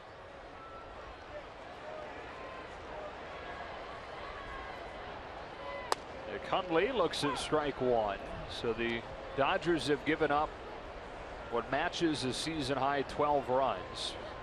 Rockies have 15 hits, season high in hits allowed for the Dodgers 17, as in the same game that they allowed the 12 runs previously against San Francisco on the opening road trip. That one gets by Ellis, and Descalso heads to second.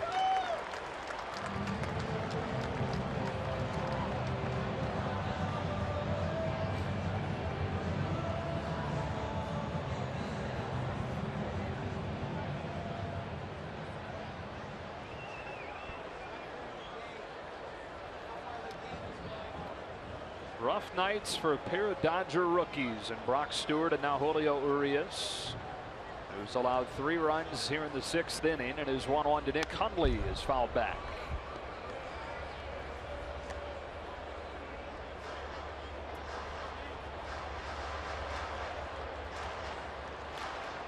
Starting to rain a little bit.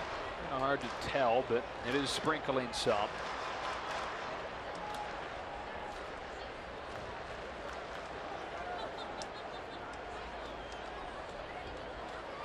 It's a 1-2.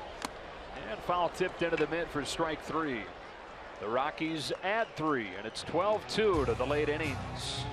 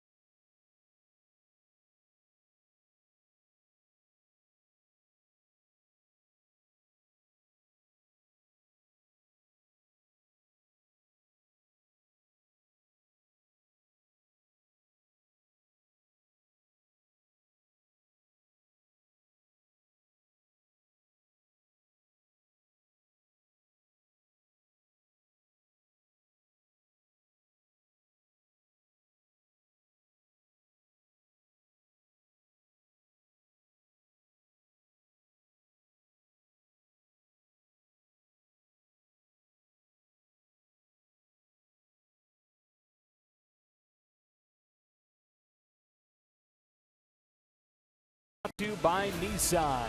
Choose Nissan today for great offers on our most exciting lineup ever. Shop online at choosenissan.com. Eric Karros hit 20 home runs as a visiting player in this ballpark over the course of his career. That's a Dodger record here. More home runs than any player in Los Angeles Dodger history. His head was looking out where the last time your eyes recognized the ball. You don't really see it hit off the bat. Well, you always see it hit off the bat. Maybe you do. Maybe you and Ted Williams. Kike Hernandez leading off this inning against Tyler Anderson, who pitches 1-0. That's in there for a strike, 1-1. And so Anderson has now completed 6 innings in 8 of his 10 big league starts. That is without overwhelming stuff. That is with an elite feel for pitching.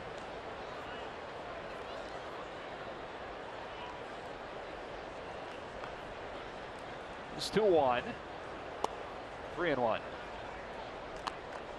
You know what he is? He's like that golfer you play with that you go, well, he doesn't hit it a mile, and he's not like super accurate, but he's just got good misses. He doesn't miss in the middle of the plate. You know, it's either a strike in the right area or it's a ball off the plate, but it's more often than not a strike in the right area.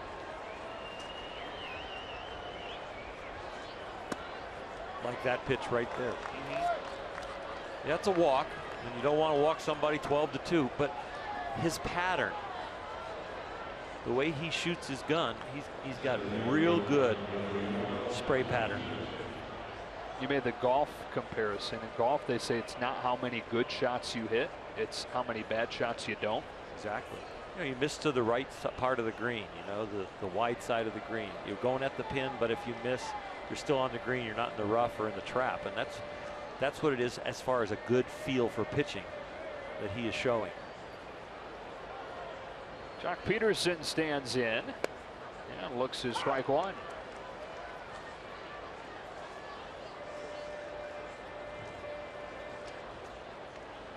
Jock walked his first time tonight. That's one of 2 free passes issued by the 26-year-old from Las Vegas.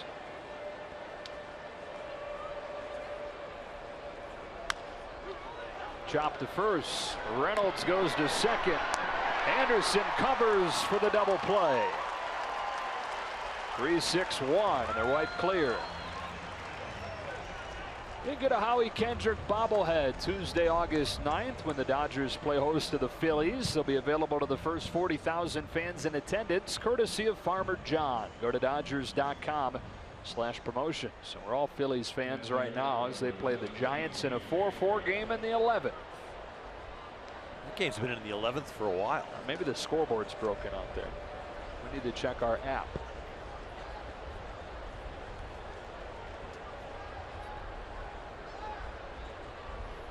Ellis is 1 for 2. One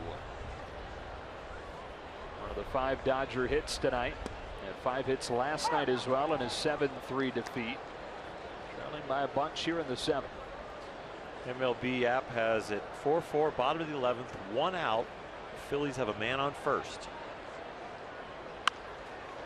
AJ's got his second knock of the game. It is so hard when the at-bats come as sparingly as they do for A.J. Ellis. This is only his 7th start since the beginning of July. It's his first one in a week. And here he is with a 2 for 3 night. I liken it to being a starting pitcher and batting in the 9-hole every 5th day. A.J., that's all the reps you're getting. There he is, bats for himself.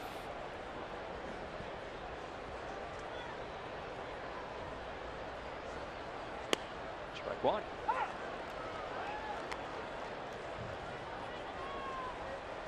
Julio is a really good hitter as a young kid in Mexico.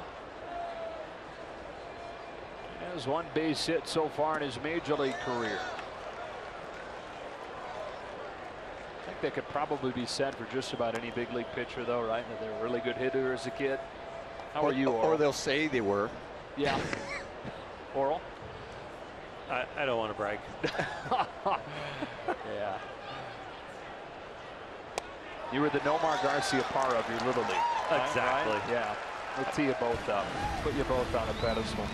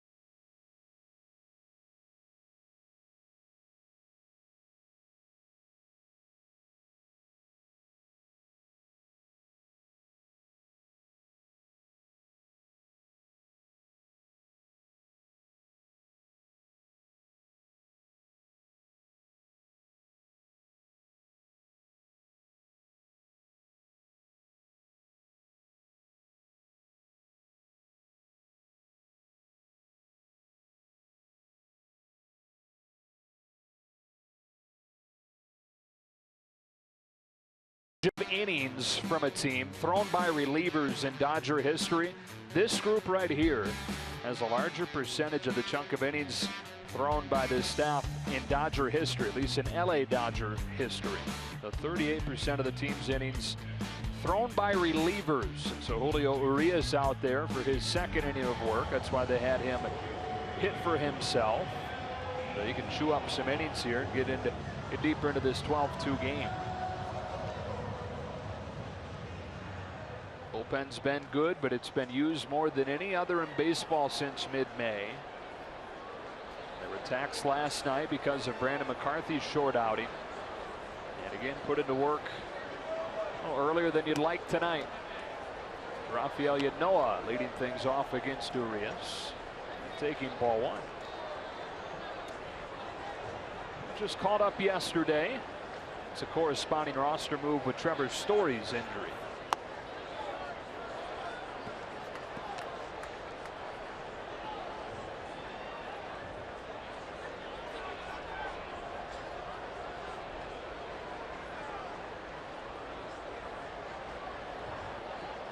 The 2-0. 2-1. Out of the Dominican Republic.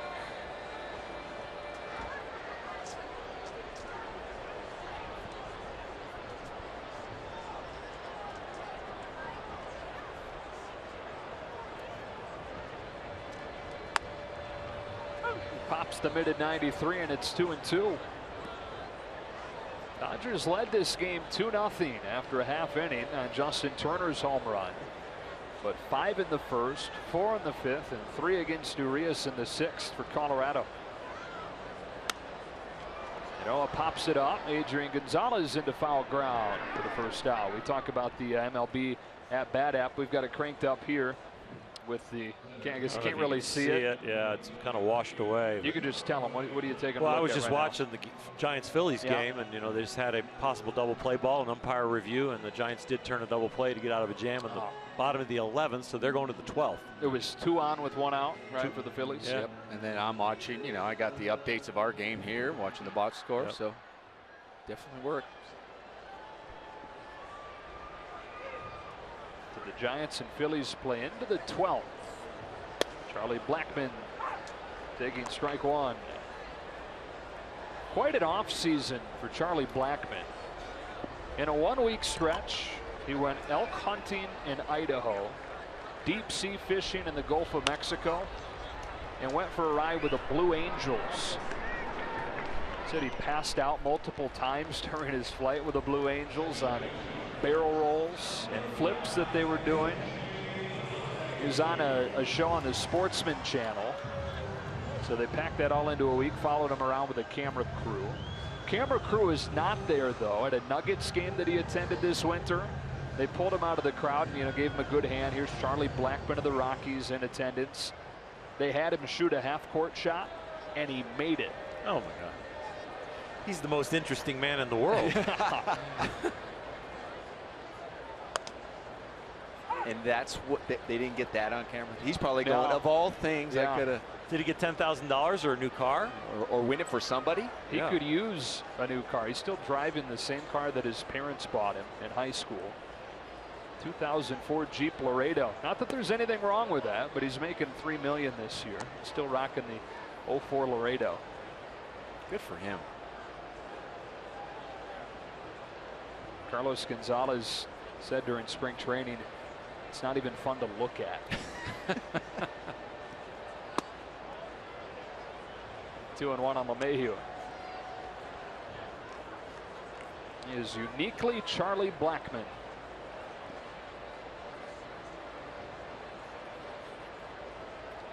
Fellow Yellow Jacket. That's right. LeMahieu hits it up the middle into center for a 2-out single.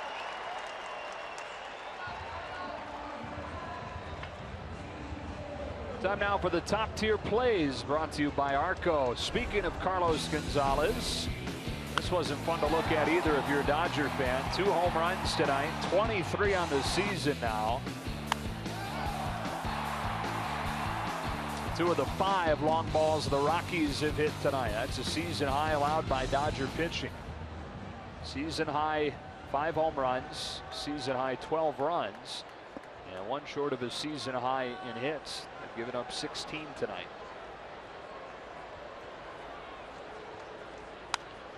All that is to say, thank God tomorrow comes. The long-term perspective on this game for what's left is to get Urias to go as far as possible to protect as many pieces as possible to be fresh for tomorrow's game.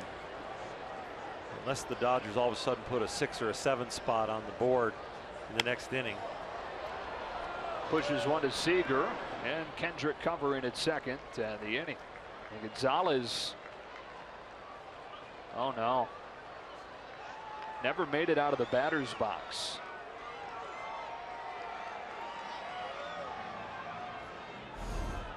Taking a look at that left lower leg.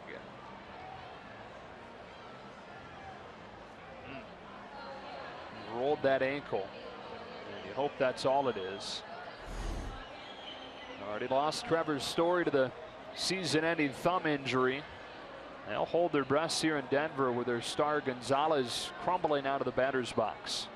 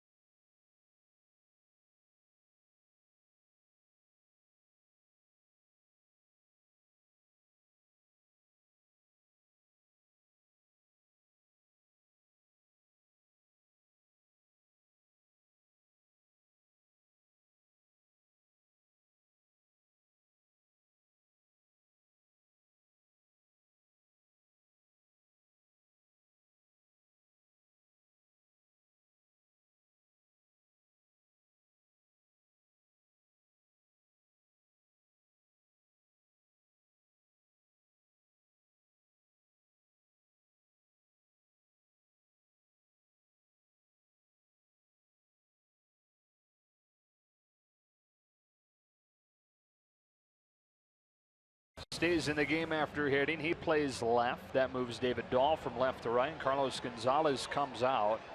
Was helped off by the training staff, and you hope that he's okay. Man, guy having just a great season. And Rockies on this current run, trying to build the momentum, but with Trevor Story going out over the weekend, and now they see Gonzalez go down with an injury. And Walt Weiss brings Jordan Lyles into the game. Top of the Dodger order, Howie Kendrick 0 for 3. Looking at strike one.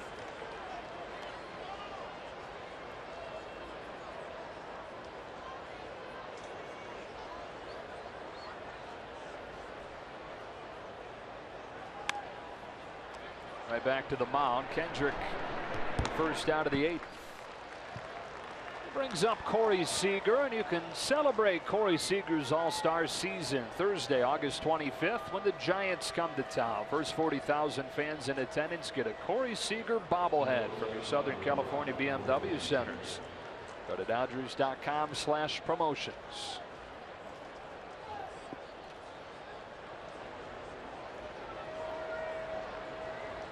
Their former first-round picks facing off. Lyles was drafted in the first round by the Astros back in 2008. Seager, of course, a first-round pick of the Dodgers just a few years back.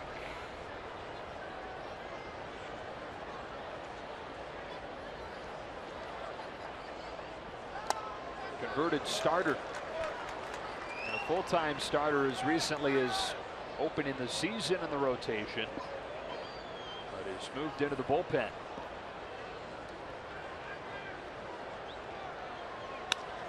Seager lifts one to right. Dahl started back. Now comes on, and the raindrops falling makes the catch for out number 2. Dodgers glad to see a right-handed arm out there on the mound as the raindrops continue to fall.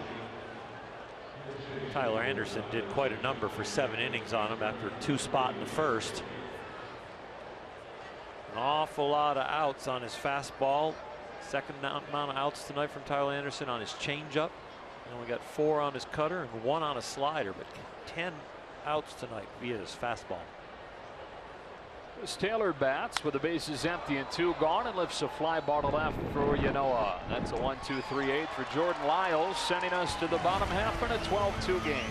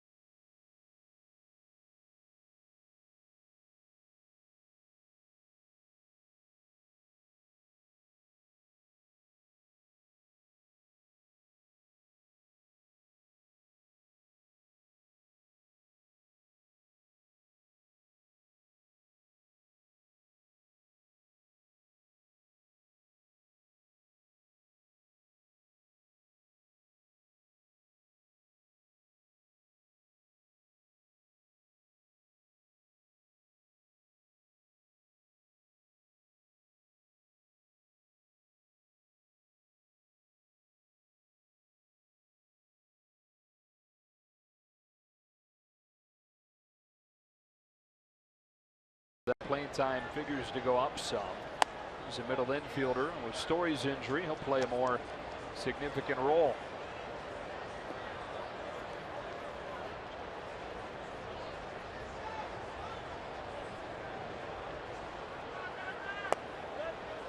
One and one.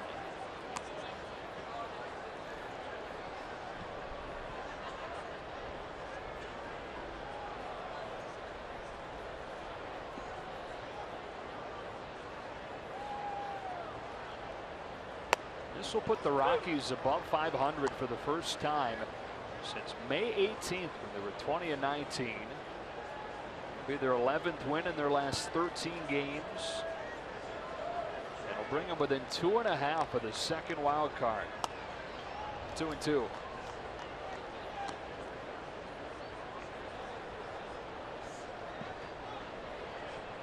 The too-low-less Rockies. Yeah.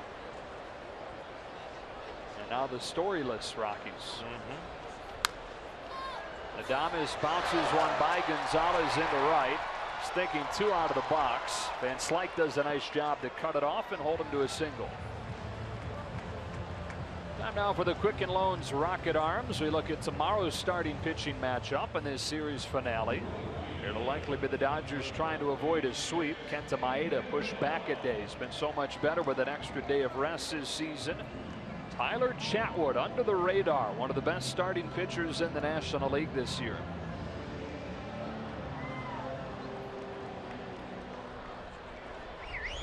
So after the leadoff single for Adames, here's David Dahl.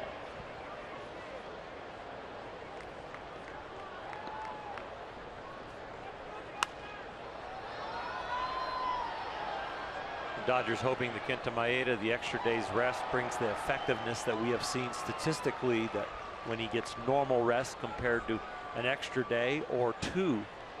The ERA and the effectiveness jumps up.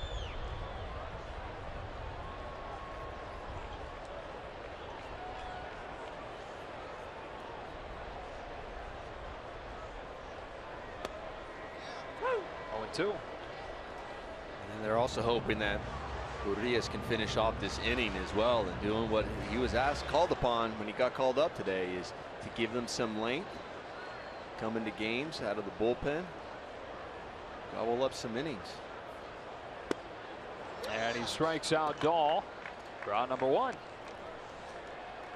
Brings up Mark Reynolds, so we take a look at our Carl's Camp replay back to the first inning. When Reynolds hit one of the 5 home runs for Colorado today, just over the center field wall. Peterson went up and had a shot at it, but just out of his reach. And Reynolds collects his 12th home run.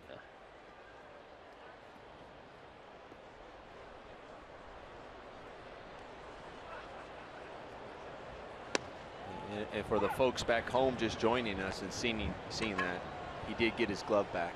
Yeah. So. More quickly than I thought it might be.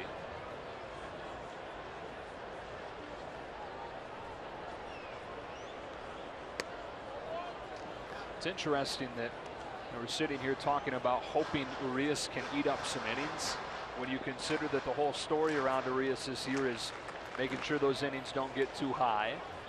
And you know, that's exactly what the Dodgers are thinking right here too. Kind of an awkward situation to be in, where the bullpen's so taxed, desperate to have somebody give you innings, just hampered by the fact that he's the guy in the role to do it right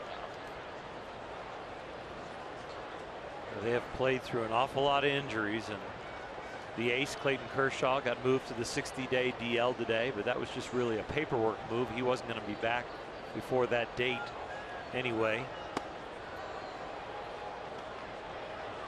Changes the configuration of the roster and how flexible it can be by putting him on the 60. And then you get that tough news about Adam Liberatore and Lewis Coleman. Talking about the bullpens being taxed, but also doing very well this year, and those two guys have been a major factor in how well they've been doing.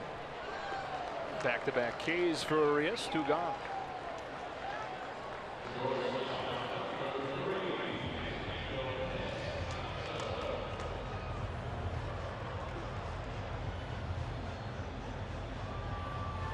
The whole talk has been preserving those innings for the key spots in September, potentially in the postseason. But with those injuries you talked about, this is where the Dodgers are kind of forced to do at this point. Luis Avilan starting to warm.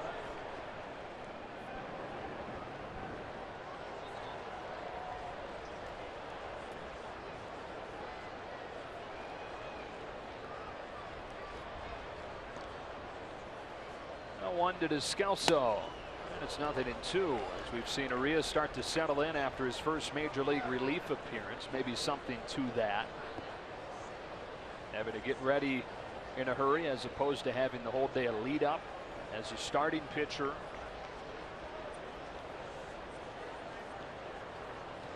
Trying to strike out 3 in a row after Arenado's leadoff single, or Adames with a pinch hit leadoff single. And it's 1-2.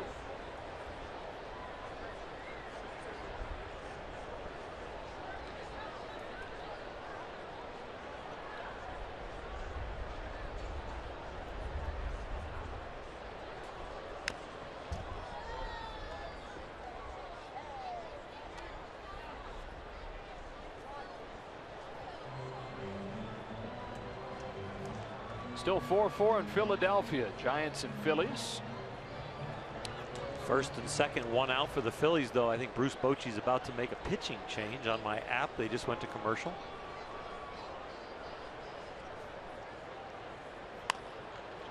Softly hit to second. Howie Kendrick gobbles it up. And Urias, after a rocky first couple of innings tonight, settled in here in his final inning of work.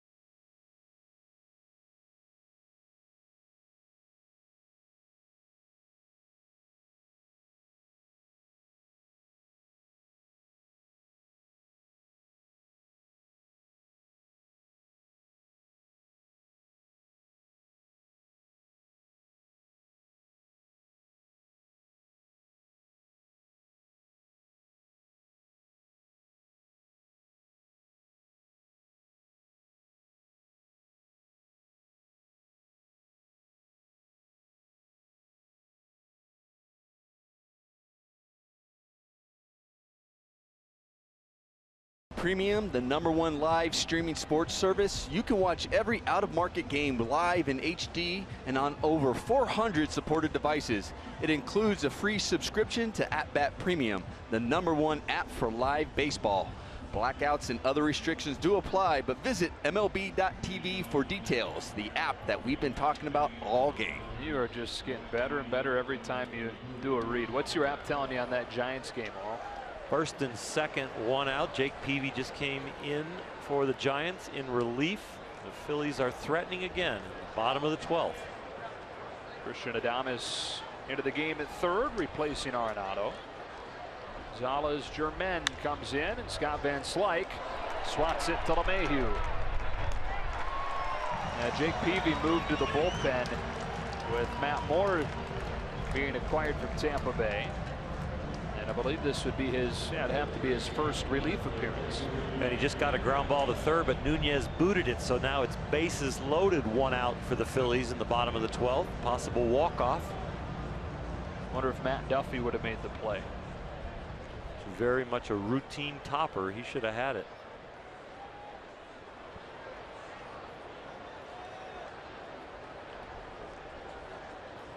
Gonzalez 1 for 3 tonight. So sitting at 299 home runs.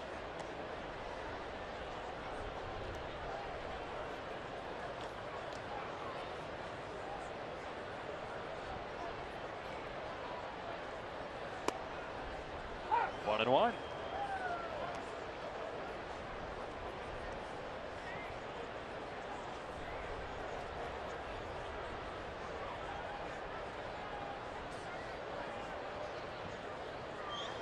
And the Phillies have beaten the Giants. They've gone final in Philadelphia. Jake Peavy comes in and allows a game-winning run. So the Phillies take the first 2 from San Francisco, and the Dodgers will not lose any ground in the division tonight. It was 4-0 San Francisco. Phillies scored 4 late and then win it in the 12th. And San Francisco now 4-13 since the break. 3-1. Ball 4. So it's a silver lining, but it's also a missed opportunity on back-to-back nights for the Dodgers. Definitely missed opportunities, and don't look now, but the Rockies are going to be 1 game over 500, only 7 back of the Giants, and only 2.5 out of the wild card. I don't think anybody expected that as a storyline. Yeah.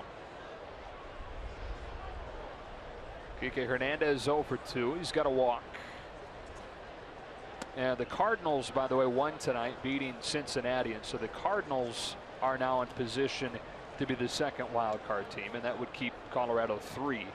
Is Pittsburgh in there too?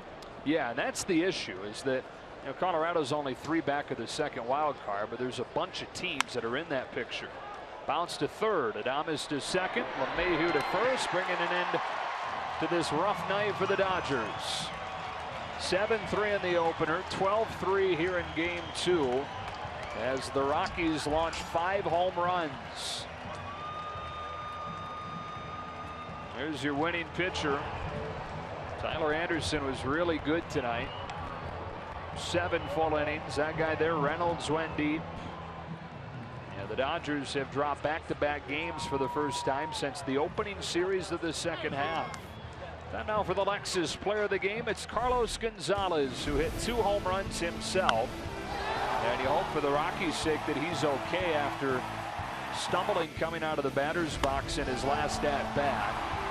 Looked like rolling that left ankle, hurting that left leg, was helped off of the field. And we will anxiously await reports on Gonzalez tonight and heading into tomorrow's series finale. That does it from Denver for now. For Oral and Nomar, Kelly Tennant, Joe Davis saying so long. We send it to Access Sportsnet Dodgers, brought to you by Nissan.